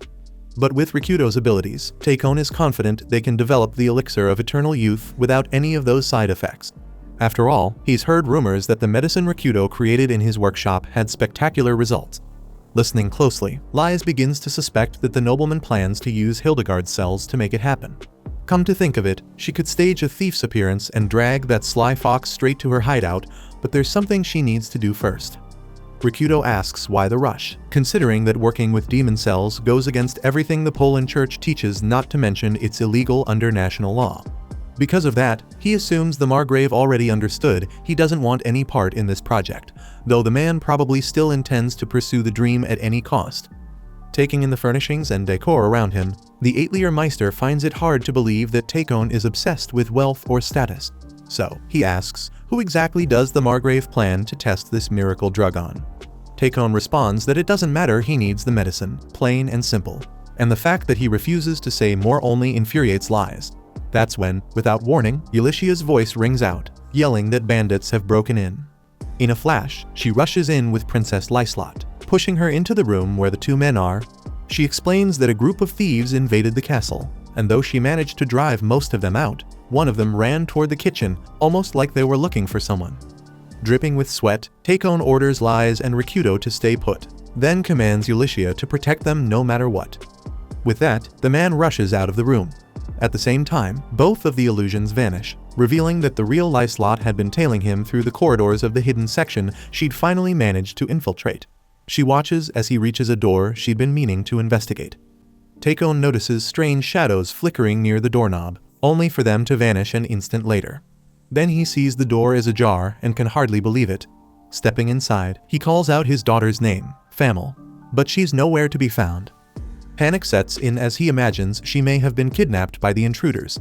Lies watches the man's frantic search in disbelief. After all, everyone says his daughter died years ago. When Takon disappears into the secret fireplace passage, Lyslot spots a white strand of hair on the bed. She heightens her senses to sniff out Kerr's scent, confirming that he was indeed here. Still, that hair isn't his, and before doing anything else, the princess decides she should return to Ulyssia. Meanwhile, Famil leads Kerr into the room where Hildigard is being held captive. For a moment, the boy regrets going solo without his friends, but deep down, he knows he has to save her, right here, right now. With that in mind, he unlocks the door. Inside, Hildigard is bound by massive chains and a powerful magic circle. When she recognizes Kerr Rockins, Famil releases the demoness from her torment. The boy runs to her, desperate to let her know he's come to rescue her. But as he takes a closer look, he realizes something shocking: she hasn't changed one bit in the last 10 years. Then Hildigard punches him square in the face, furious. She blames him for everything for the fact that she hasn't aged a single day since he gave her that damn potion. Kerr sheepishly admits he might have miscalculated the dosage of rainbow flowers. Hildigard goes on, as if giving her that garbage wasn't bad enough. He up and vanished from the village, leaving her stuck there, forever alone. Seeing the demon girl go full fury mode, slapping the poor guy senseless, Auri jumps in and shouts that she's not allowed to hit her daddy. Hearing that, Hildigard freezes. Hold on, did you just say daddy? What the hell do you mean he had a kid while I was rotting in this dungeon? Kerr tries to explain. Auri is kind of his fake daughter, she came from an aquatic bird egg, and it's a long story. Hildigard decides to drop it for now and admits she's starving. With no better option, Kerr hands over the only food he has, a piece of bread tougher than concrete.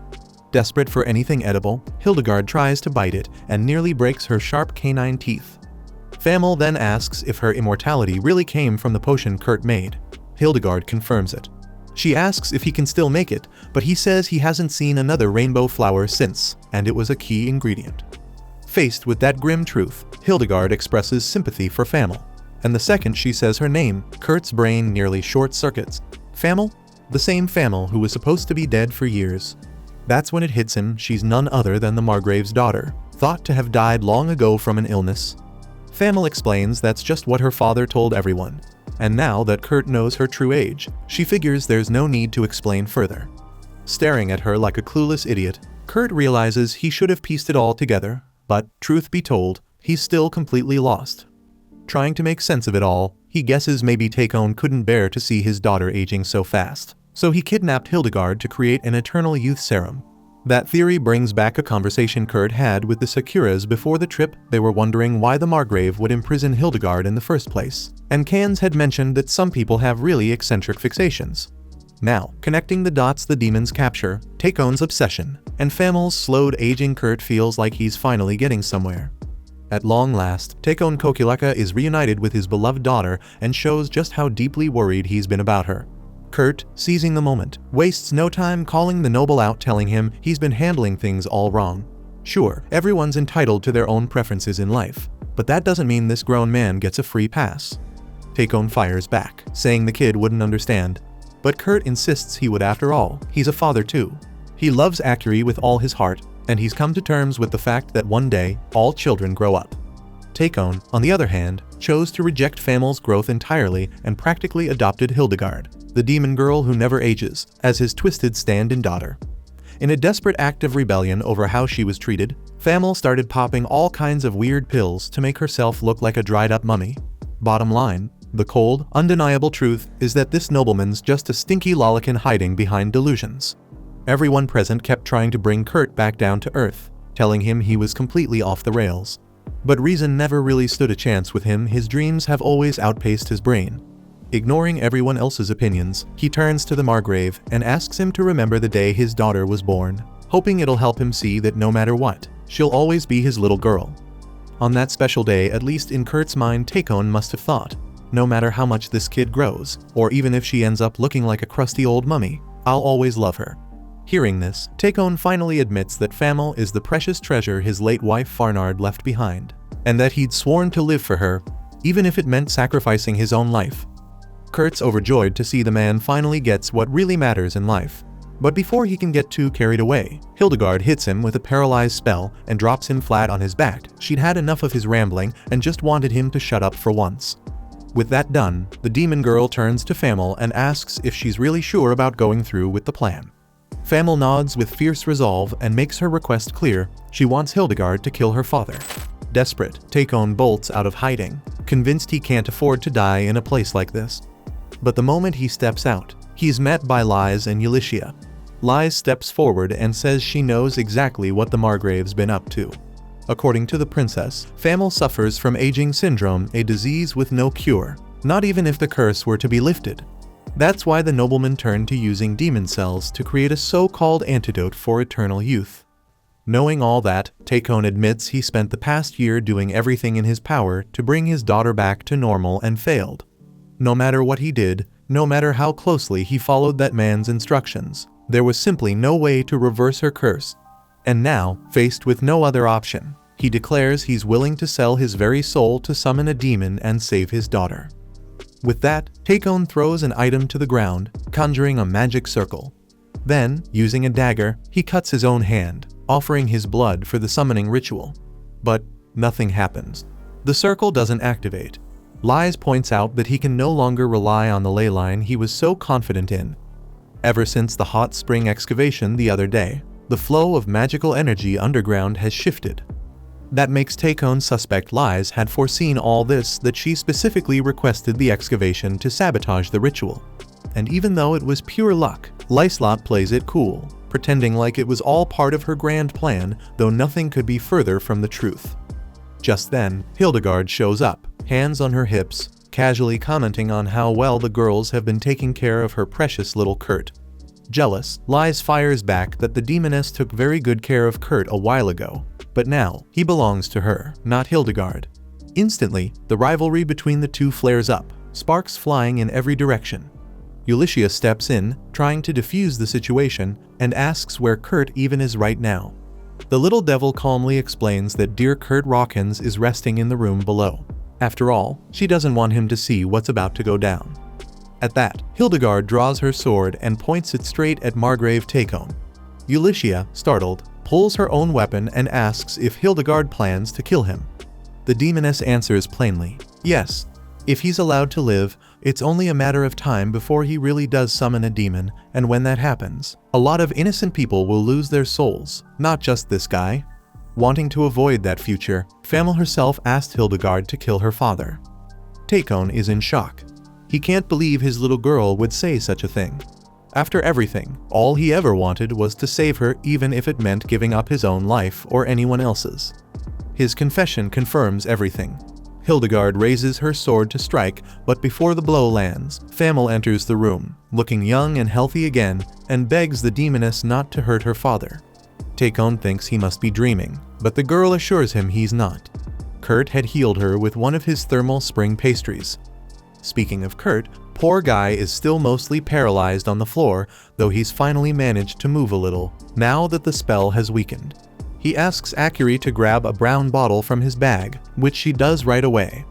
With the panacea in hand, she pops a pill into her father's mouth, and just like that, he's back on his feet. In the upstairs room, Takon holds his daughter tightly, overwhelmed with relief. Ashamed of everything he planned, he kneels before Princess Lyslot and begs for forgiveness. But Lies reminds him that attempting to summon a demon, plus imprisoning demonoids without authorization, are serious crimes, noble or not. As a member of the royal family, she can't just turn a blind eye. Not wanting to let her father bear all the guilt alone, Famil steps in and says everything he did was for her, so she wants to be punished too. Lyslot replies that while she can't ignore such acts as royalty, right now she's here as Lies, a simple woman training at a workshop. So instead of punishment, she'll do what benefits the Aitlier the most. Takon asks what that means. Lies smiles and declares that, starting today, the Margrave will work for the good of the Aitlier, and the noble agrees on the spot. As for Hildigard, Lies says they'll talk later, but promises to release her along with Miss Soulflare. Relieved, Ulyssia comments that now all that's left is for Kurt to erase the magic circle and wrap things up. But just then, a man enters the room and says flatly that there are no happy endings in the scripts he writes. Recognizing him as the scriptwriter, Hildigard demands to know why he's shown up. He explains that someone's been rewriting his script, so he's here to make a few edits of his own. Hildigard mocks his professionalism and says she never needed a script anyway. Lies, visibly shaken, asks who this guy even is. Takon answers, he's the demon who gave him Hildigard and taught him how to summon demons. According to the scriptwriter himself, he assumed Hildigard's demonoid allies would storm the castle when they found out she was being held captive, but none of them made such a drastic move. Hildigard calmly replies that she asked her allies not to start any conflicts with humans, even if something happened to her. The scriptwriter already knew that part, but at the very least, he figured he could still make Takon summon a demon. And yet even that didn't work out. Thinking back, his plan to manipulate that Poland church priest into assassinating the third princess had also been foiled. This is the first time so many of his scripts have been altered, one after another. He never imagined anyone could undo the curse he placed on Famil. When Takon hears this man was behind it, he's filled with rage and lunges at the scriptwriter who, unfazed, blocks the attack with a magical barrier. Ulyssia joins the offensive, and although the shield protects the target in the same way, there's one critical difference.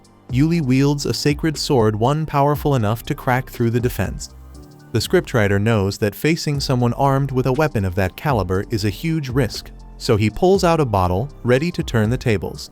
Hildigard sees what's coming and shouts for someone to grab the bottle from the enemy's hands, but it's already too late.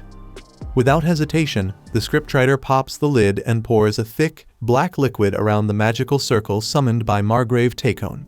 Instantly, the circle activates, and the scriptwriter savors the moment hope turns into despair. The ritual is complete. A demon materializes in the room, barely able to contain its glee at the chance to face these humans again. Ulyssia can't understand how this creature could have returned, but he explains. Demons are spiritual beings, meaning their bodies are just temporary vessels. However, back then, Yuli and the others managed to wipe out millennia of his stored magic. That's why he was unable to remain in this world. Lies quickly raises her sword, but the demon disarms her with ease. When Hildigard casts a spell at the enemy, Yuli seizes the chance to strike, but the demon retaliates, blasting both her and the princess with shadowy projectiles. Thanks to the barrier he had put up, the demon was shielded from Hildigard's magic. According to him, the only thing that could harm him was the sacred sword, a detail he, rather cleverly, decided to reveal himself. He's confident that he's neutralized any chance of the women using the sword, so he feels completely at ease in this battle.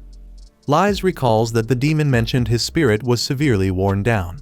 He's playing with them, feeding off their fear and hopelessness to boost his dominance. With that in mind, Ulyssia deduces that the real strategy isn't to kill him, but to shatter his spirit enough to force him out of this world. Lies agrees, they don't need to destroy him, just weaken his presence. But here's the catch: despite the unbearable pain in both their arms, neither of them can show it.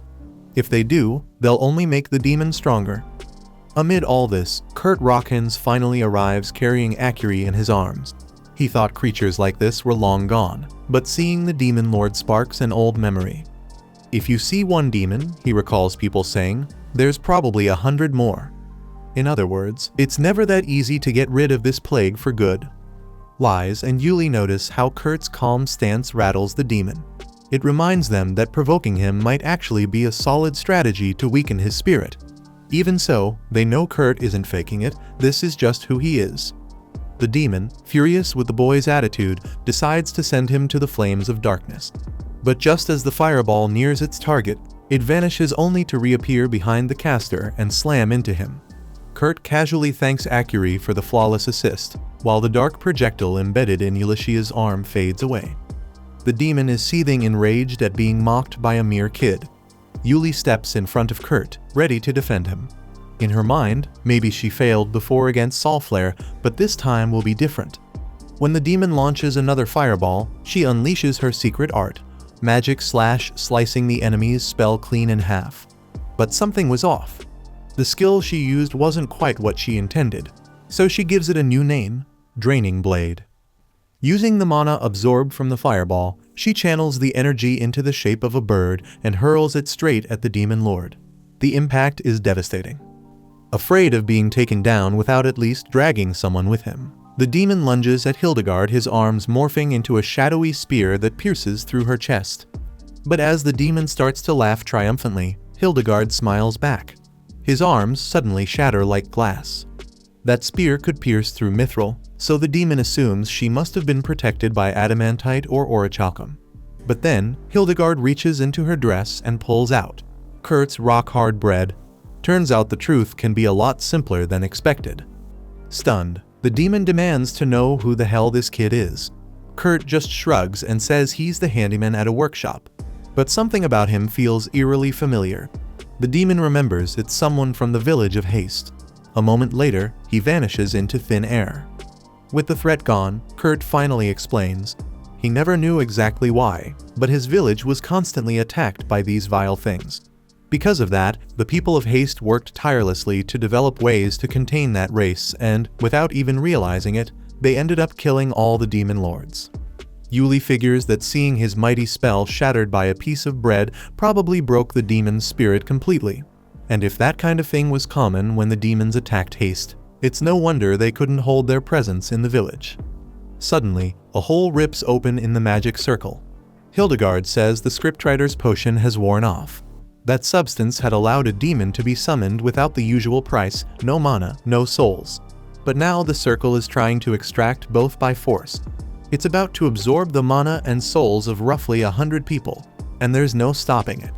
This manifestation came to fulfill its contract, no matter the cost. Right in the middle of it all, one of the Margrave's servants shows up. He'd been searching everywhere for them. He arrives holding a box full of hot spring buns, but as soon as the dark entity senses him, it snatches the buns and vanishes without a trace. In the next scene, that same man appears, telling Bandana what had happened. In response, the woman reveals that those dumplings weren't originally food at all, they were actually substitute sacrifices. Made of meat filling and wheat flour dough, they were shaped like human heads and offered to gods and demons. Eventually, they became a kind of food and evolved into the dumplings we know today. But if it were really that easy to make sacrifice dumplings, then it would also be easy to make demons grant as many wishes as you wanted, which means Kurt Rockens holds the power to do exactly that. Bandana then asks what happened to everyone after all that, and the man says that Margrave Takon officially announced the survival of his daughter, Famil, which brought joy to the whole city. As for Solflare and Hildigard, they return to their homeland after being questioned by Mimiko. Meanwhile, the full moon dumpling stand is gaining popularity, and the footbaths are also catching on. Standing before a massive magical barrier, Bandana reflects that she can't allow too many people to know about Kurt or about Akuri, the child tied to the wish of the great sage. Looking up, she notices Gulnova staring fearfully at something in the distance. The next day, Kurt returns home and reunites with the friends who had stayed behind. Kans asks how the knighting ceremony went, the one that officially made Rockens a knight, and Kurt admits he was really nervous. But in his view, the ones who actually fought the demon and negotiated with the Margrave were Lies and Ulyssia. He doesn't believe he did anything to deserve such an honor. Back at the ceremony, Takon had given a speech about how the hot spring Kurt had dug brought great relief to the people, earning the young man the title of honorary knight. Amused, Lies comments to Yuli that her plan worked out perfectly. Ulyssia is now a baroness, Rikudo was named viceroy of the border city, and Kurt is part of the lesser nobility. On top of that, the entire workshop is now under the protection of Margrave Takon. Who knows, maybe someday, Kurt himself will become the Margrave of this land. Meanwhile, Hildigard looks at a gift given to her by the handyman from Haste Village. He had wanted to give her a rainbow flower, but since he couldn't find one, he improvised with a handmade one made of orichalcum. With a dazed smile, Hildigard says that boy still doesn't understand women at all, especially considering they've only just reunited after 200 years apart. And so, this is the story of Kurt Rockens, the powerless man who used to handle the boring tasks for a group of heroes, only to be cast out and embark on an adventure no one could have predicted. Along the way, he lived through countless experiences and met many friends who are now essential parts of his life. One day, after serving a feast for his companions, Kurt notices Rikudo isn't eating and asks why. Rikudo explains that his stomach's a bit off, but it's nothing serious, he'll be heading back to the capital soon. With that, he announces that starting today, Lies will serve as honorary viceroy of the city, while Kurt will become the honorary Aetlier Meister. Hearing that, Kurt, true to form, insists he doesn't deserve the title, even as a stand-in. The rest of his friends point out how this is exactly the kind of thing that happens in a normal story, though Kurt replies, a little embarrassed, that he's never heard of such a thing.